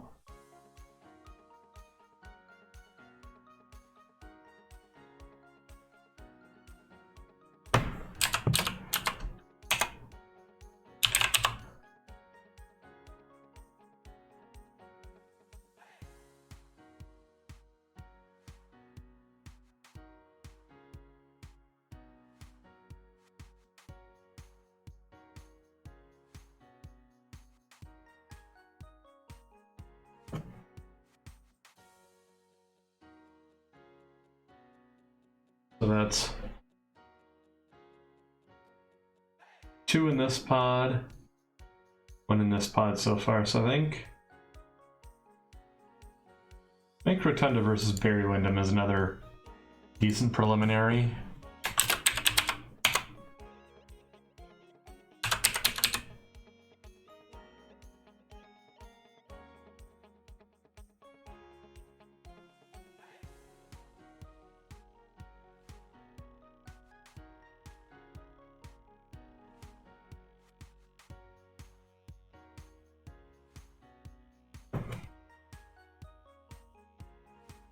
Let's see here.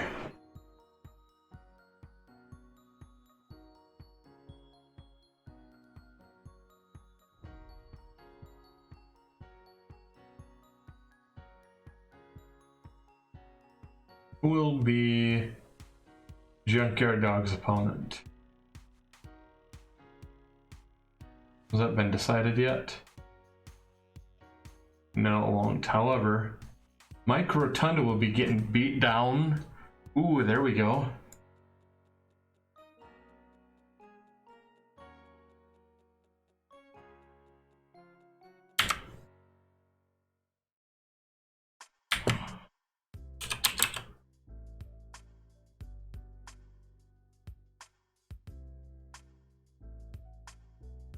Real save from 4-on-1 attack. Gonna be Mike Rotunda being beaten down by Barry Windham, Paul Orndorff, and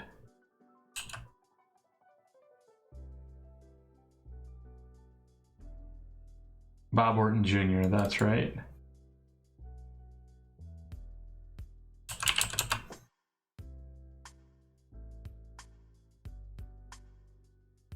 and Andre the Giant. We will have, welcome back Josh, welcome back. We'll have Rick and Scott come out to help their stablemate. But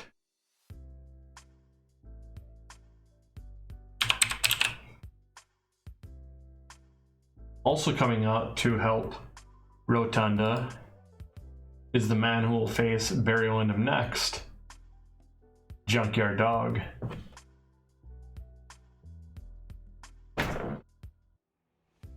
Let's see here.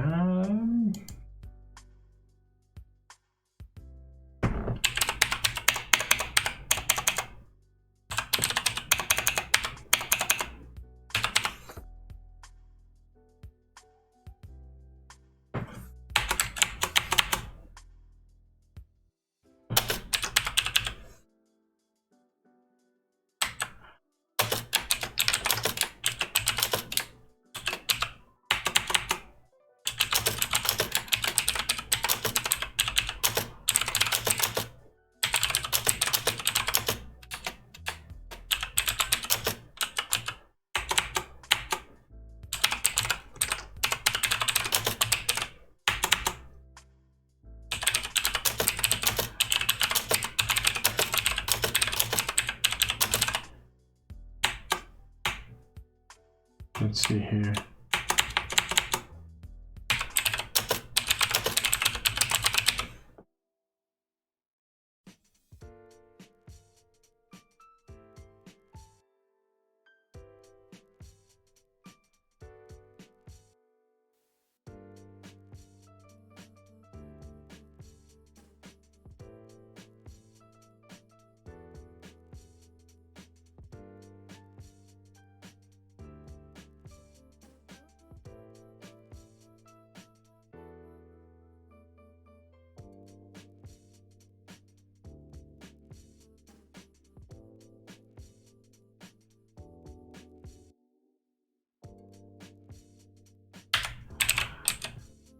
How is Sabu's entertainment currently?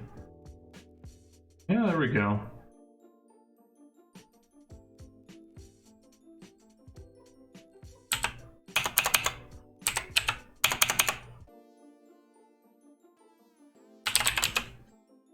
Sabu's gonna openly taunt Andre the Giant, which is, as we all know, a smart move. A smart move. The best move you could ever do. And yes, I have had Carrie Von Erick in a match. Let's see here. I had him, I want to say debut at the pay-per-view actually. But then I did have him on International Wrestling right afterwards. And we did have Kevin Von Erick before.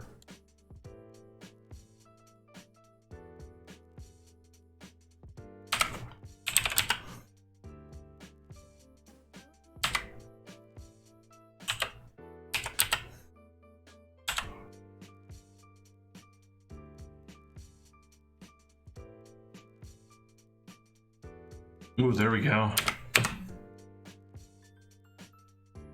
I don't know why I all of a sudden saw that flash in my head, but Magnum TA and Carrie Von Erick. Thank you, Josh. Got my rogue right here. Alrighty. Hydration completed.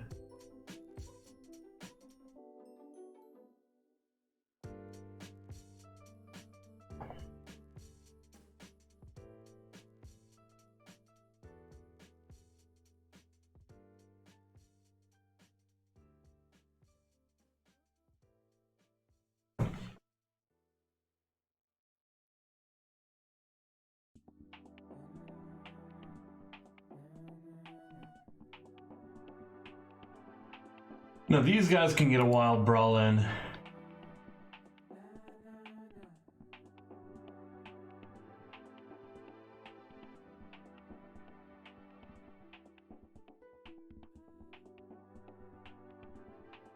Yes, but right now, Sabu is currently locked in a program with Andre the Giant. Well, a tournament goes on right now, actually, funny enough, to see who the number one contender for Sabu's light heavyweight title is.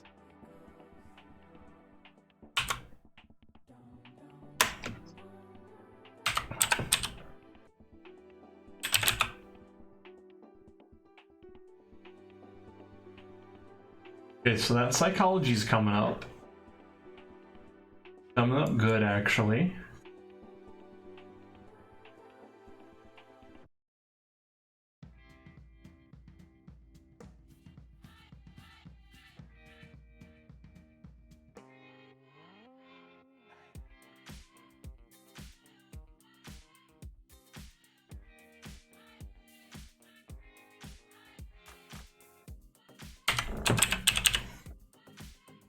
Billy Graham.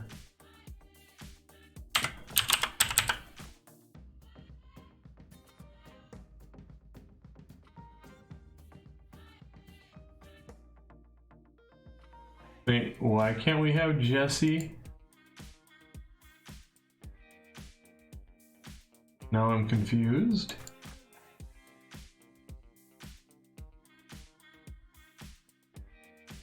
It was last week.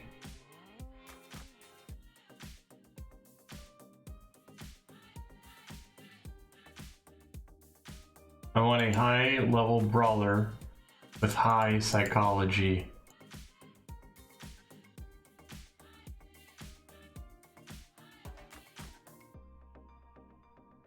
Bob Orton Jr. works.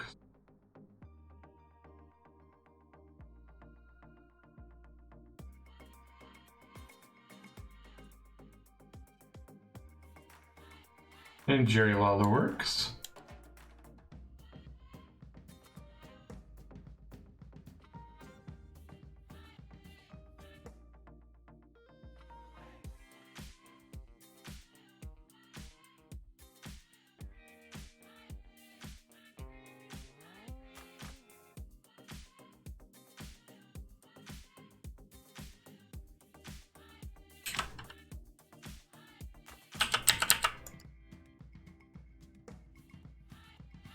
Wait, did Jesse get injured? Oh yeah, that's right. He's injured for 5 days yet.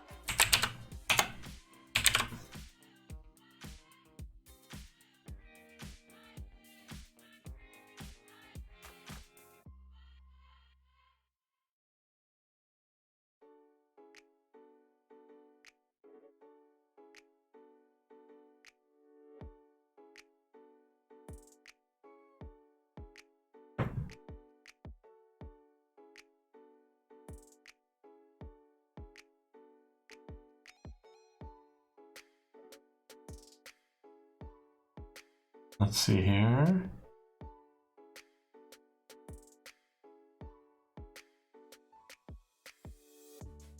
Ooh. Ooh, interesting.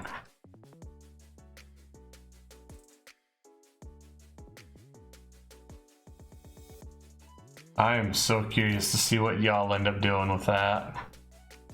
Personally, I'm pumped. I'm excited.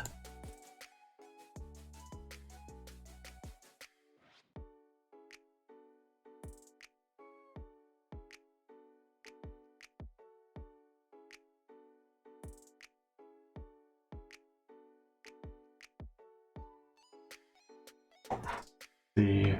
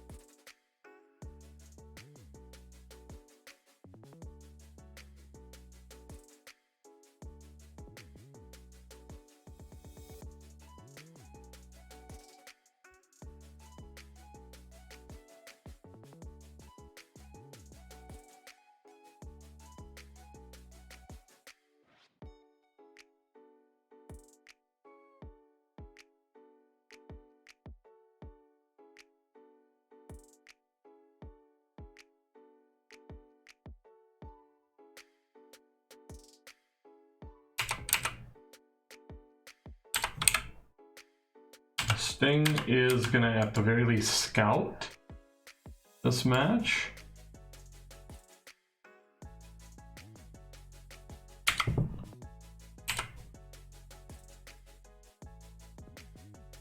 As will Paul Orndorff. He's thinking he might want another shot.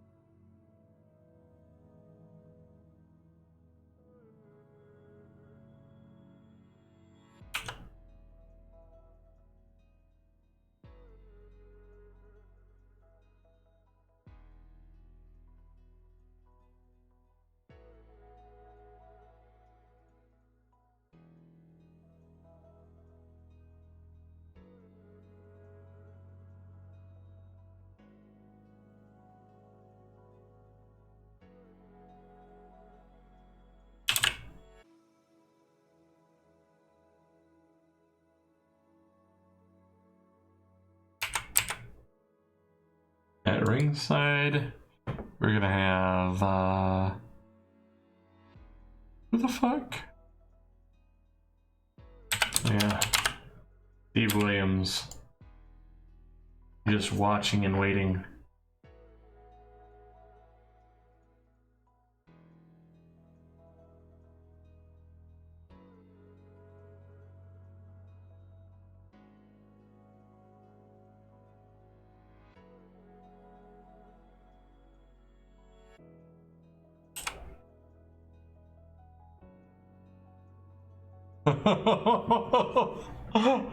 Mongo.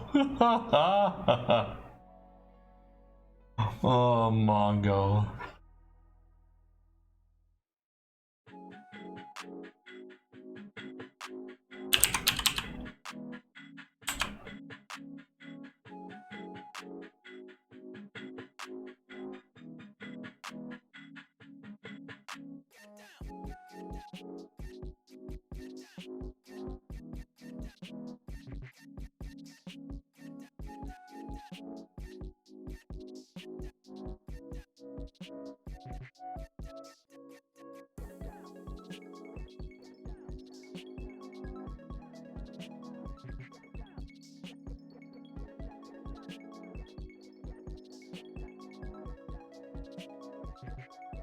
Oh my god. Oh my god, poor Scotty Riggs.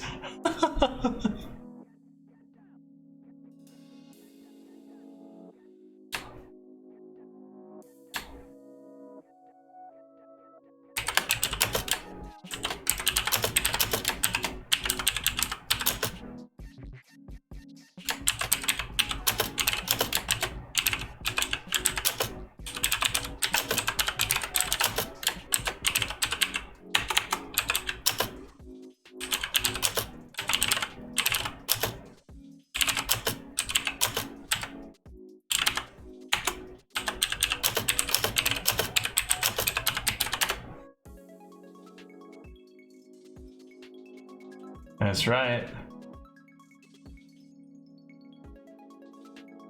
Because Mongo's an idiot. Steve Mongo McMichael is worthy of that fucking name. He is a huge idiot. Let's put our horseman angle in here at the bottom of the show.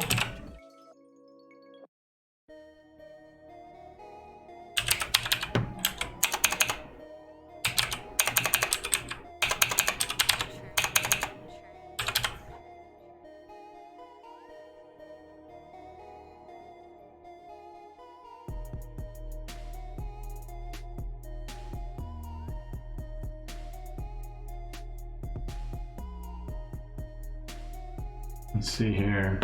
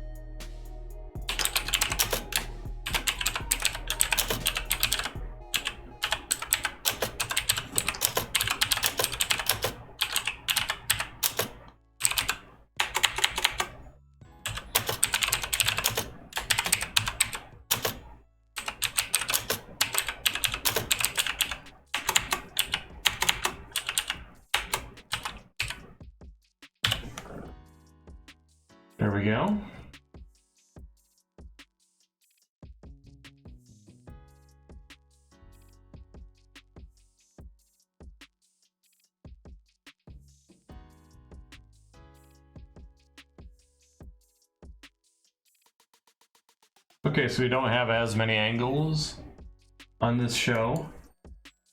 No, that's all right because we're getting quite a far way on our tournament. That works. That works with me, anyways.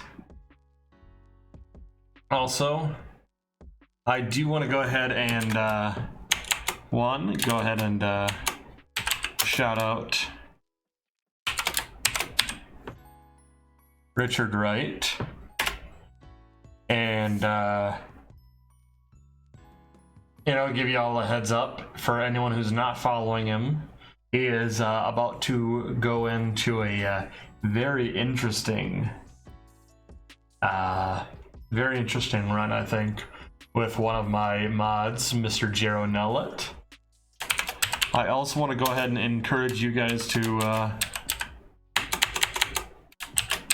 give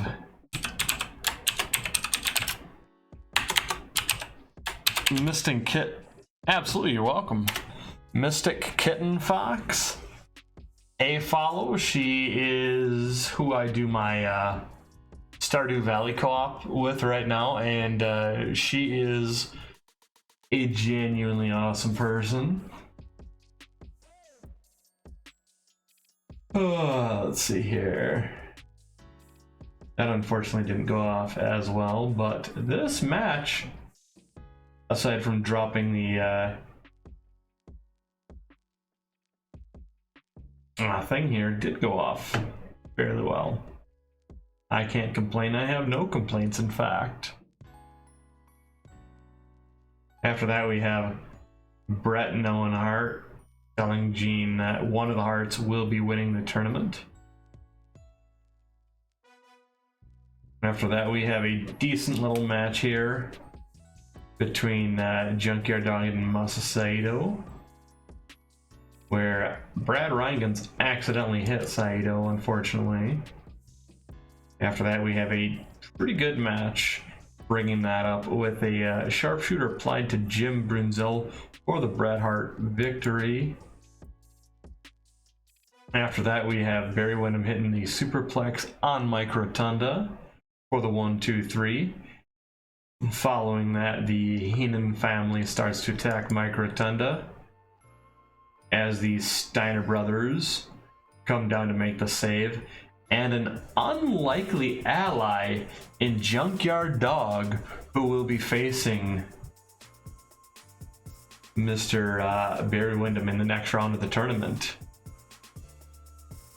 Following that, we have an excellent tag team match as Carrie and Erick teams up with Magnum TA to face the ever-looming threat of Doom. As Doom number 2 hits the Dominator on Carrie Von Erick for the 1-2-3. And unfortunately, this match did not go over as well due to Andre's injury.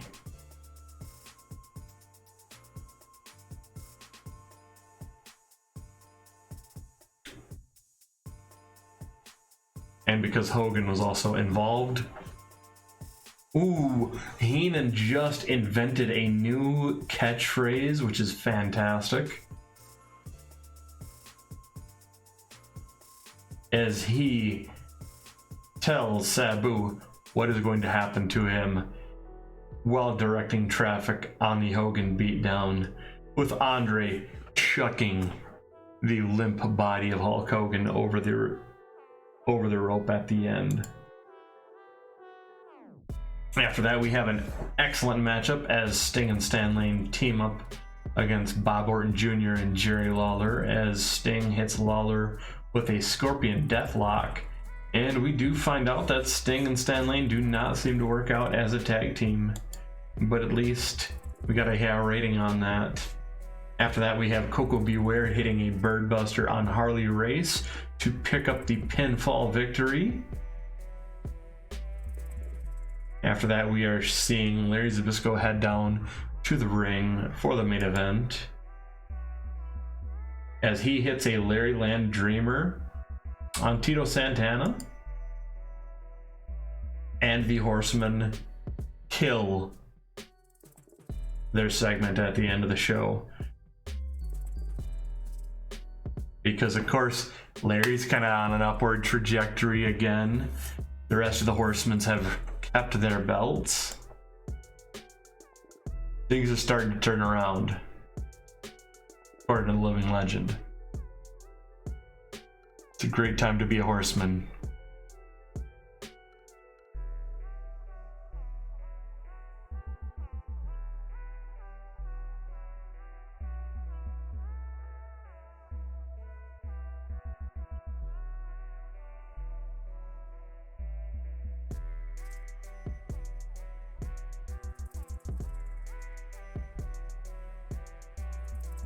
Let's see here.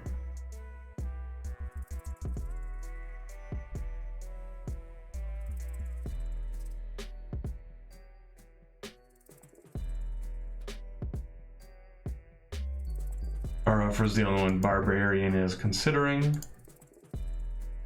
You know what? Do we let the WWF snatch up Tommy Lane, or do we go ahead and try to keep him, even if we're keeping him for enhancement talent? And he doesn't have star quality, so I'm not as worried. He's not really over. So I'm really not too worried about what they might be able to do with him. I don't think they'll be able to make a threatening weapon out of him, really.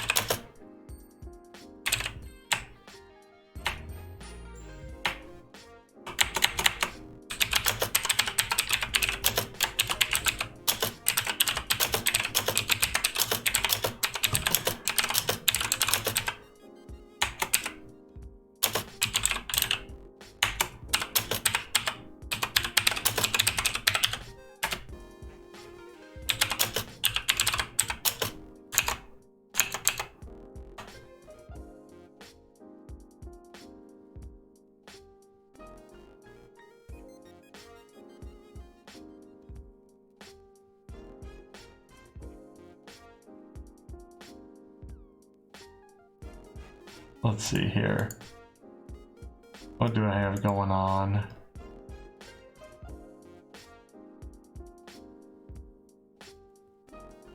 Okay, there we go. Okay. Okay, just had to check on some shit. Ooh, yes. The Great Lakes are back up at 77. Ah, yes, yes, yes, yes.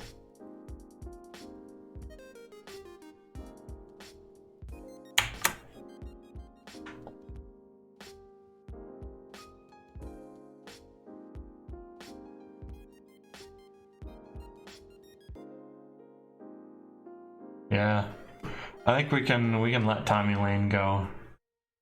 As much as I don't want to, maybe the WWF might use him better than we have, and then we can go ahead and steal him.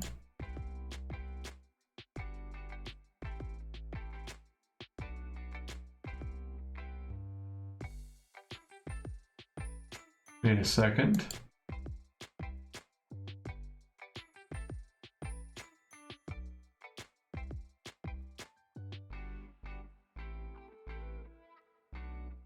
He's well known.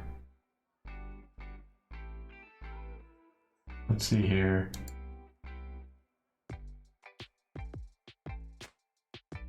And this is what the WWF has. Okay. For their major stars.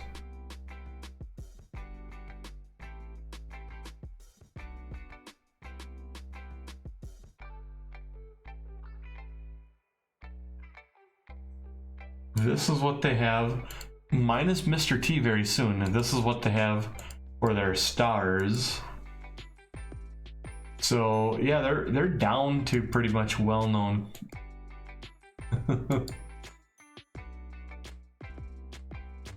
They're basically down to well-known on their roster.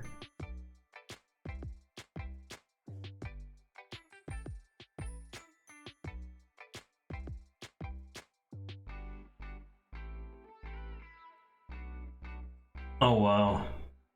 We ain't getting classy Freddy Blassie. They have him on lockdown for 7 years. Same thing with Gorilla Monsoon.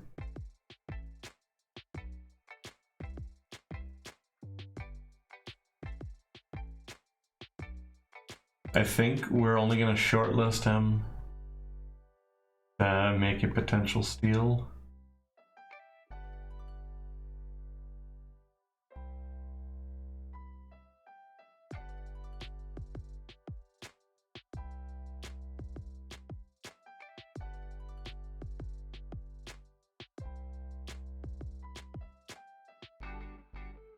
Even if we don't sign him, we're going to drive the price up on him for the WWF. Yes.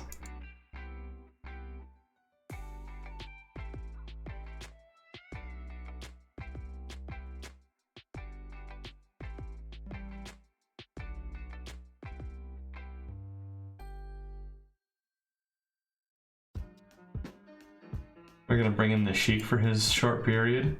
And we're bringing in JJ Dillon.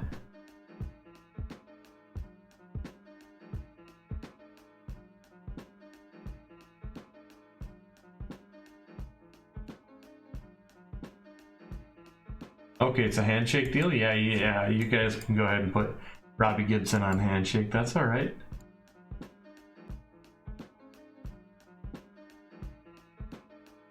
That's a handshake deal as well? Yeah, sure. Go for it.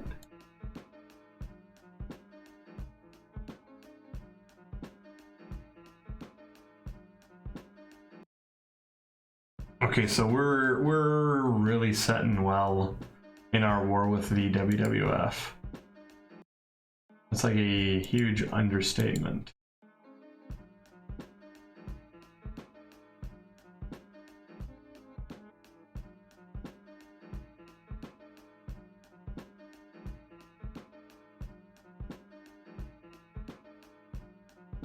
There we go.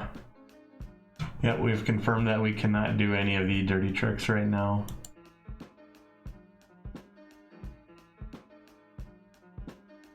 You can't be on every show, Graham. Here, have a grand. Kazuo, you're even further down on the card. Have a grand. I hate James J. Dillon. Why'd you bring him in? Here's $1,000. Thank you. I like it. I like it.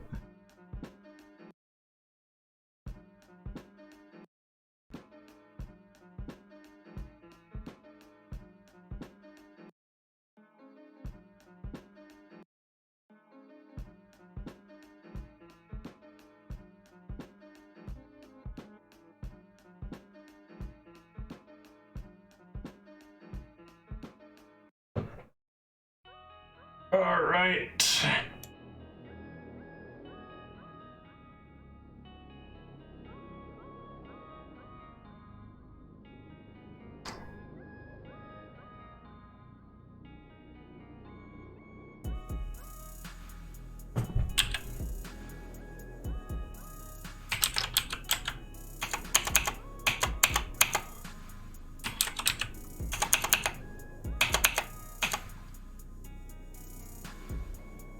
So we have Ted Oates versus Steve Williams and Gino Hernandez versus Dean Malenko yet.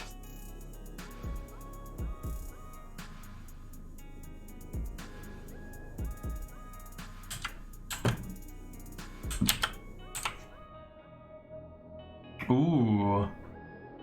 There you go. Are you going to have Eric Watts as their manager? Right.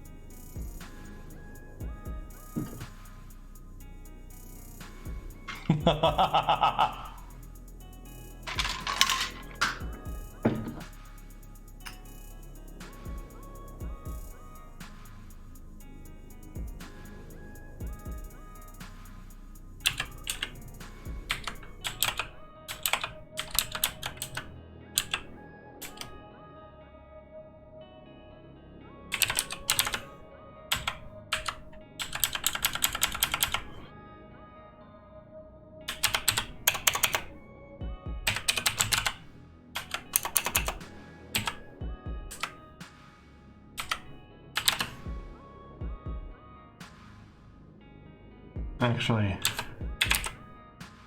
he's going to taunt DDP in regards with what he's going to do to Steve Williams.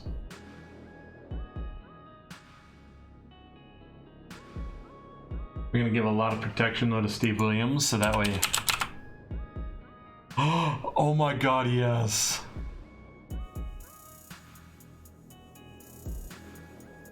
Steve Williams is now back up to well-known after our rehabbing him. So that is excellent, eh?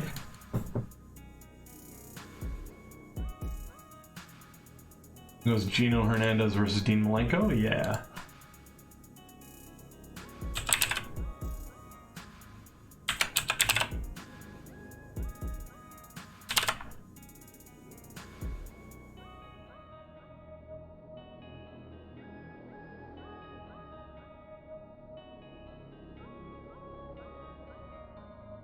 A little bit of a crowd calmer, we'll go ahead and have that.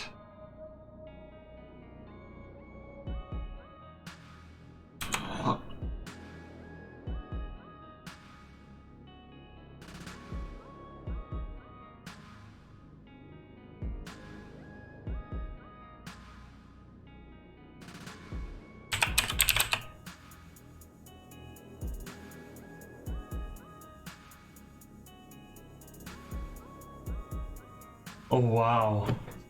Holy shit, going way back to 85.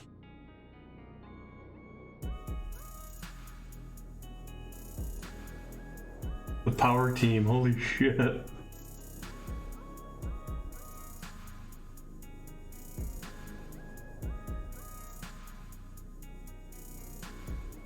Oh wow. Sting and Pat Tanaka have a little bit of history. Not a whole hell of a lot, at least certainly not on a singles end. They got a little bit.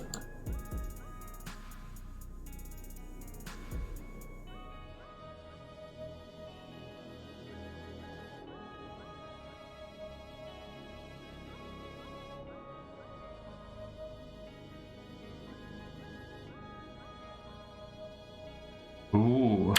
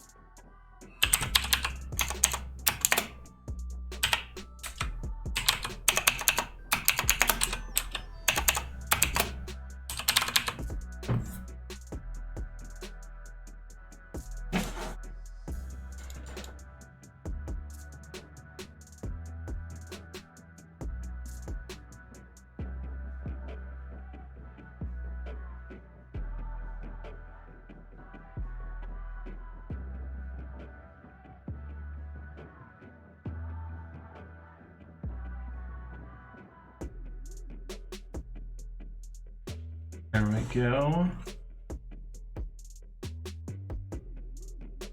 This should be good to go.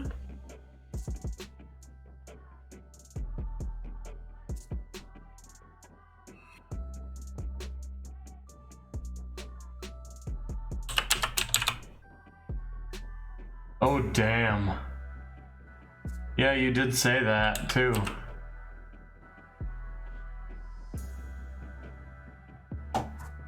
I remember you saying that earlier. See here.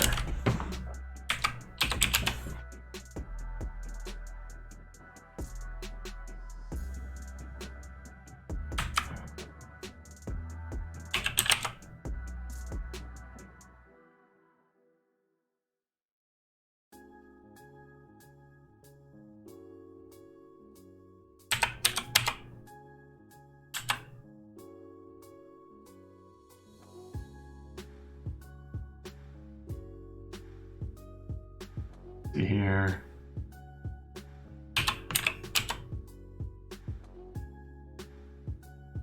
Joe Santana will be distracted by JJ Dillon.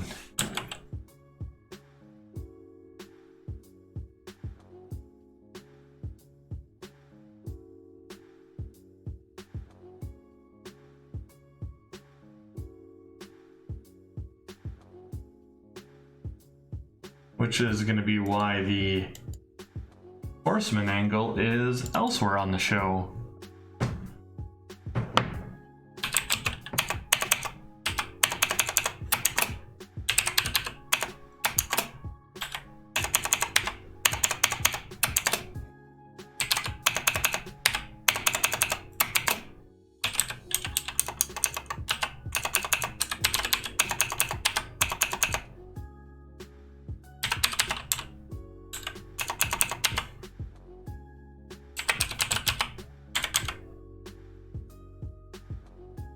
We'll actually use Menace for both of them, actually.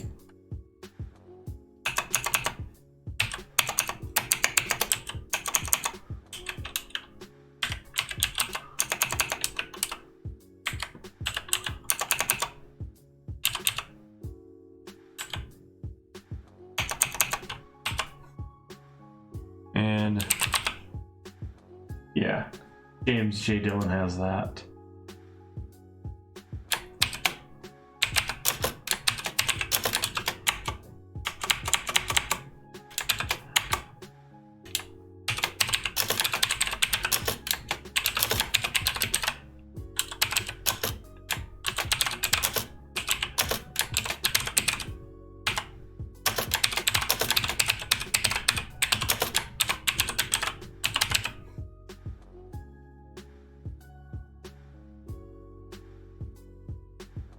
There we go. We got the Fantastic Horseman now, and we'll be setting that up after this show.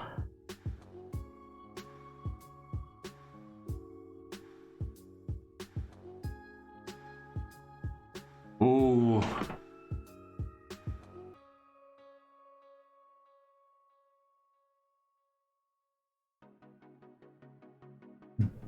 So, Barry's the one that you're annoyed about? Why is that? Just out of curiosity.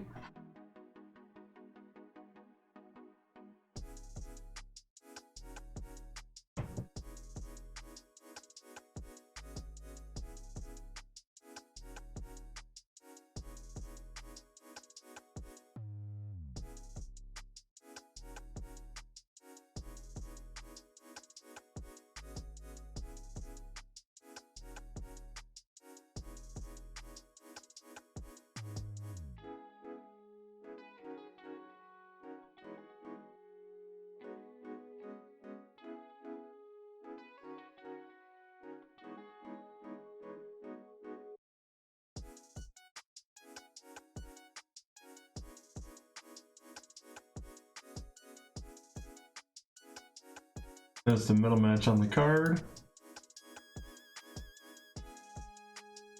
Brian Hildebrand and Boris Malenko signed to the main event.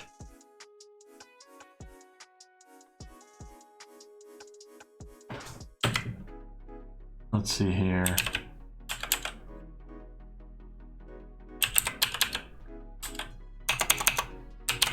Larry Arn. Ollie, Terry, Jean. The 4 horsemen guarantee success. There we go.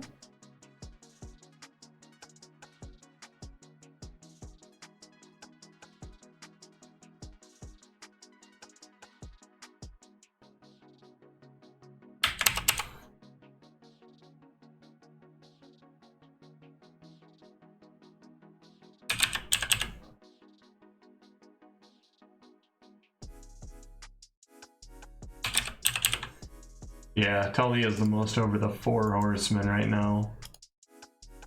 So he's who will get the close-up right before the match.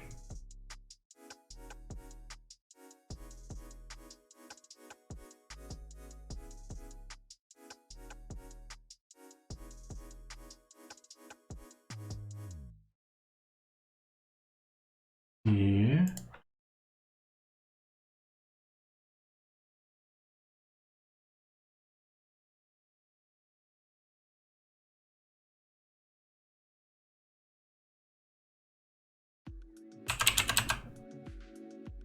Bobby Heenan, Andre the Giant, Sabu, and Rod Trongard.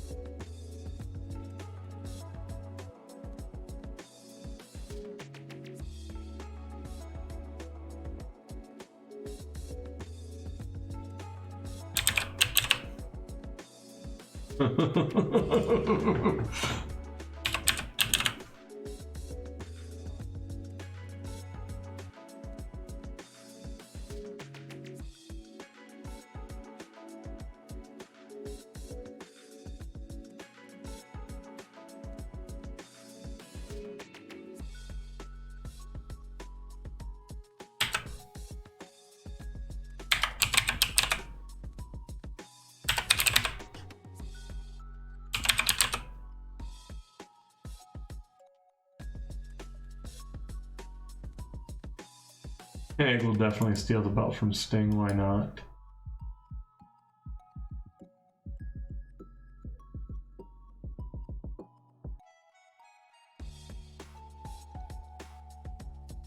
Oh yeah, that's going to be a 10-minute angle.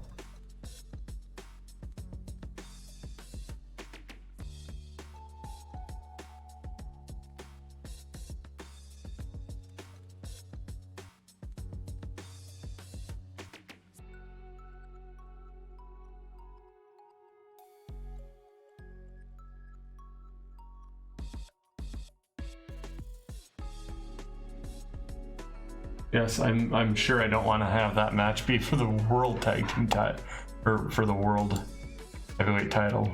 I'm 100% sure. Ooh. Ooh, hoo, hoo, hoo, hoo. So those are your new 4 horsemen. Nice, I like it. See, I really liked the idea of Pillman and the Horsemen. That really would have worked out well had they had that 4th one in there before he was gone. Okay, unfortunately this did not really kick things off good enough for the show, but it did good enough to make this wild brawl wild enough. We'll take that. And after that, we have Bobby Heenan getting in to an interview with Rod Trongard about Andre the Giant and Sabu. And after a match with great heat and excellent wrestling, Gino Hernandez did end up giving it up to Dean Malenko for the win. We have Malenko versus Owen Hart, Bob Backlund versus Bret Hart, Akira versus Ted Oates, and Junkyard Dog versus Barry Windham.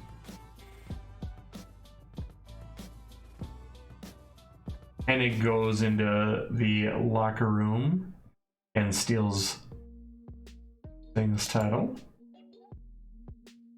And in an excellent matchup, we have Buddy Rose hitting a Las Vegas jackpot on Ken Patera for the 1-2-3.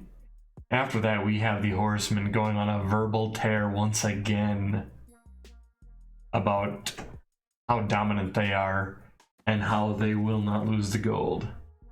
Now they will once again reacquire the World Heavyweight Championship. Well, following that, we have an excellent matchup here between Pat Tanaka and Sting, with DDP trying to do a little something on the outside, to no avail. After that, we have Tully walking down to the ring for the main event. And we have a few of the stars on the Blue Locker Room side of things face off against the Four Horsemen, with Cactus Jack, Tito Santana, Coco Beware, and Ming allying to take on Larry Zbyszko, Tully and Arn, and Terry Gordy. Though we do see Ollie Anderson attacking, not to a lot of success, but certainly enough to keep him occupied. Steve Williams does indeed come out and go after Coco Beware.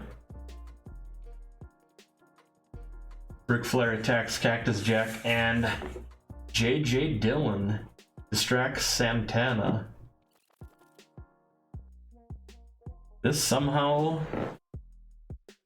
set Ming up to receive the Larry Land Dreamer.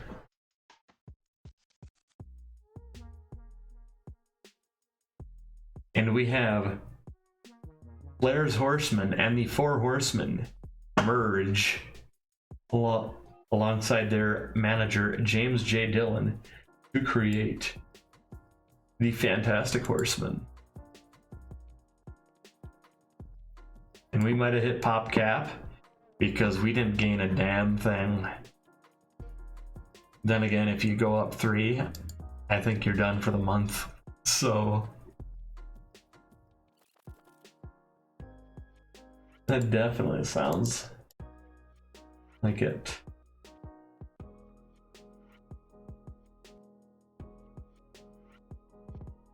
Shinya Hashimoto wants 140 more a pop.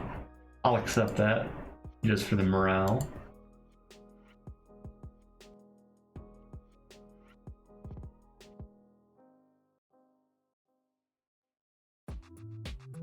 Ooh, Ventura went from muscular to ripped. This is excellent.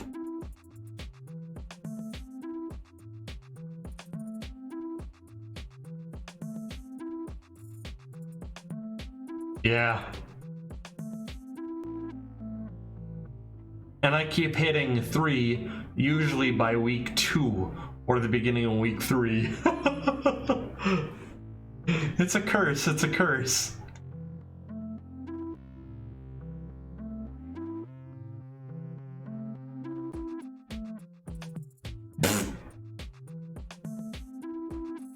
Wow. Look at that. They're offering him 5,000 more a month. Although I guess his bonus isn't as big as... Well, no, we're not. We're offering him the same merch cut, but with no bonus, signing, nor event. I guess just The 6 extra months maybe must be doing it.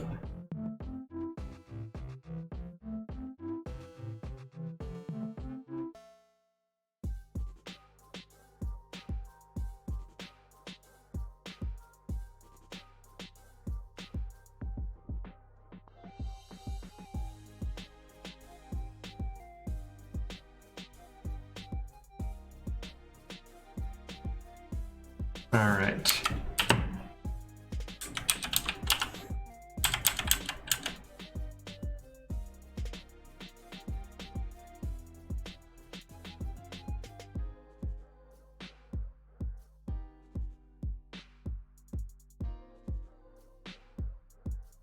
There we go. We're having him as an on-screen personality because Paul Lee is the manager for Sabu. So that's gonna be all right.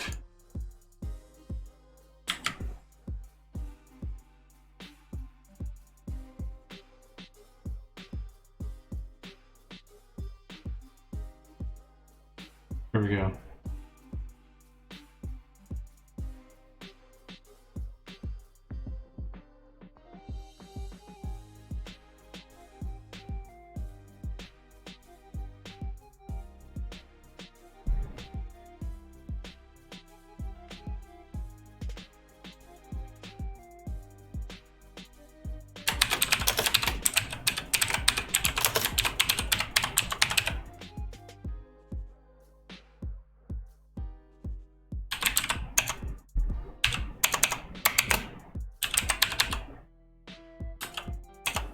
You know that Larry and Flair would be fighting each other over the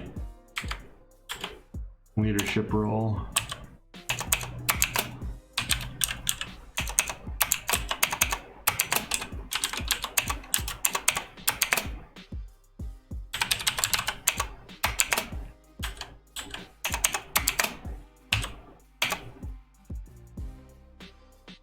There we go.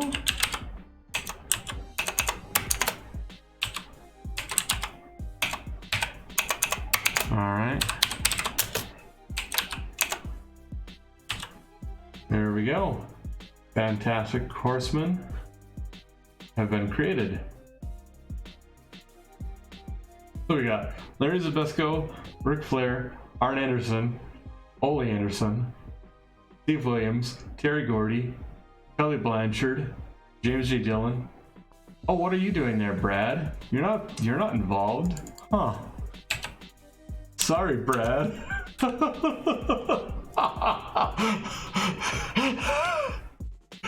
And yes, I did in fact intentionally add Brad Armstrong to the Fantastic Horseman just to take him away. That is how into yesterday I'm going. It's like, okay, we got everyone here in this little backstage cadre. You guys are all gonna be merging into the Fantastic Horseman. Brad's like, oh hey, but oh, what are you doing? Oh, I was just grabbing some water, and this is a great opportunity. Brad, you're with the Armstrongs right now. You're with your dad and your brothers. You can't join the Fantastic Horseman. You're just not fantastic enough yet. Oh wait, I should actually bother to check their thing. Hugely important. Okay. See, this is all I'm doing. I'm just merging factions, so that way we don't have as many factions at the moment.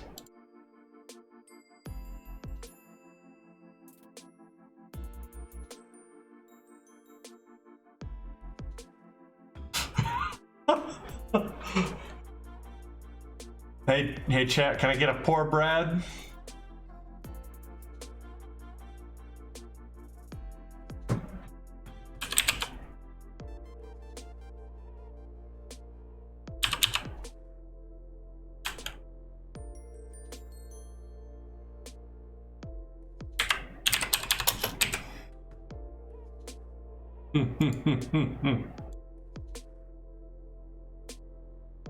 Let's see here.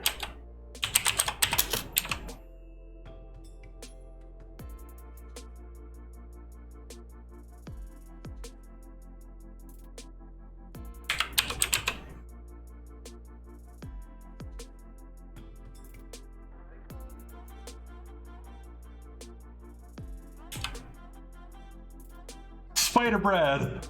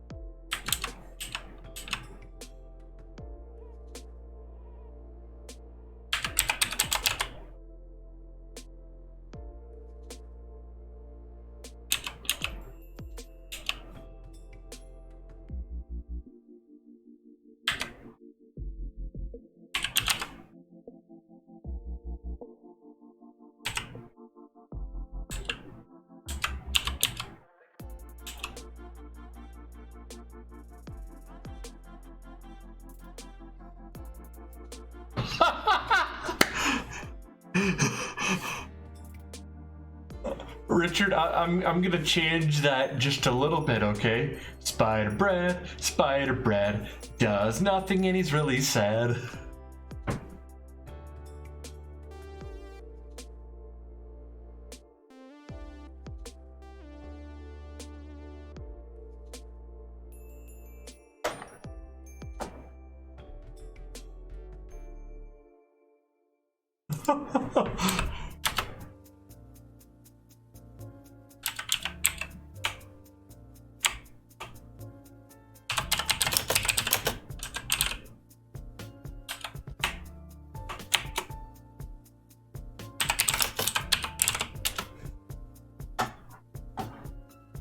Let's see here.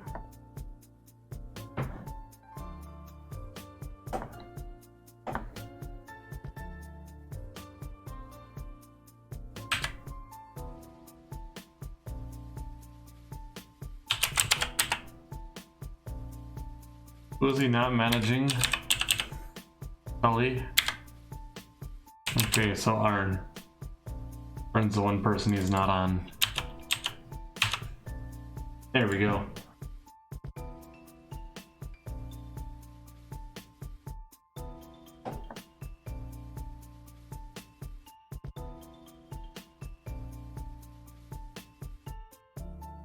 See, the only reason why it slightly added to it is because of the cruelty. My cruel treatment of poor Brad.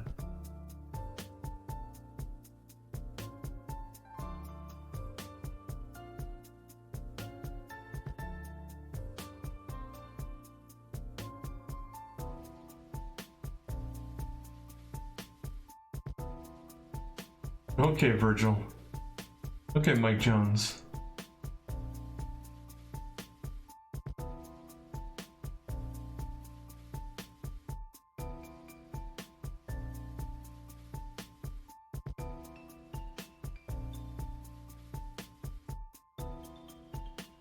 Hey, we got a decent house show. All right.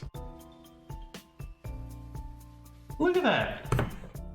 Our broadcaster revenue is almost the same.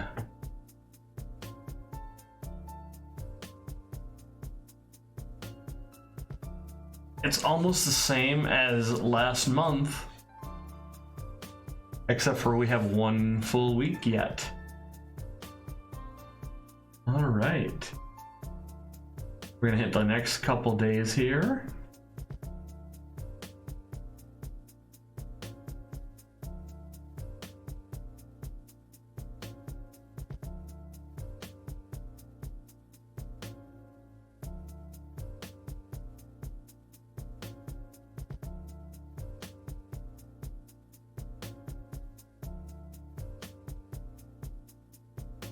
There we go, that sounds fine. Too cold. You're actually going to be well worth it.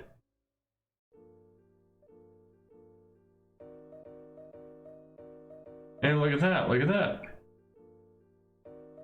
So yeah, it seems that ASWA didn't have any shows since the start of the save until we bought it. Yeah, that sounds accurate.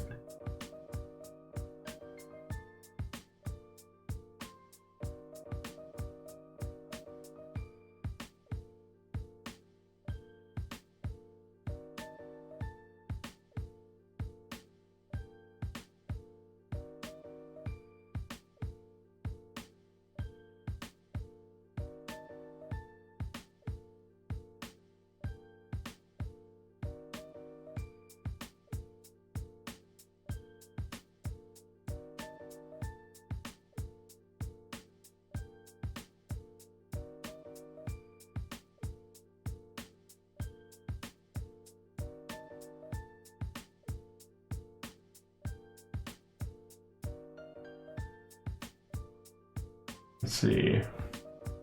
Okay, yeah, I didn't have anything to add. I was wondering if there's going to be anything interesting before. Hey. We just stole the Albano. So.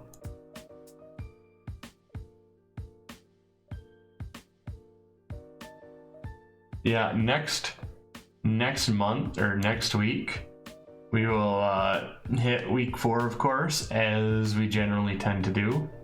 But we just stole Captain Lou. Then we'll have Dick Murdoch in 11 days, and I want to say that's the same for Mr. T. 10 days. So we will have Mr. T ready for the next pay-per-view.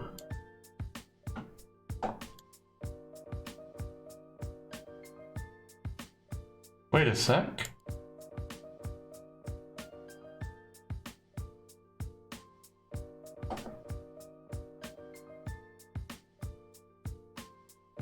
I just noticed something, I think, that Streamlabs neglected to inform me of.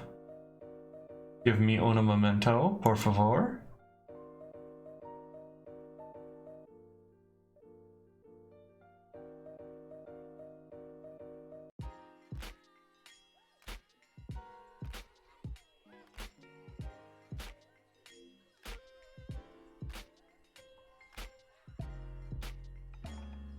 Wait a second. Richard, thank you for subscribing.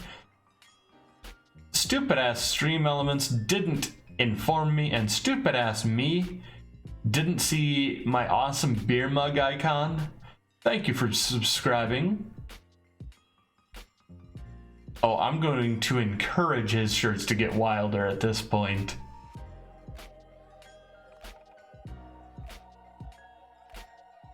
Very mucho apreciado.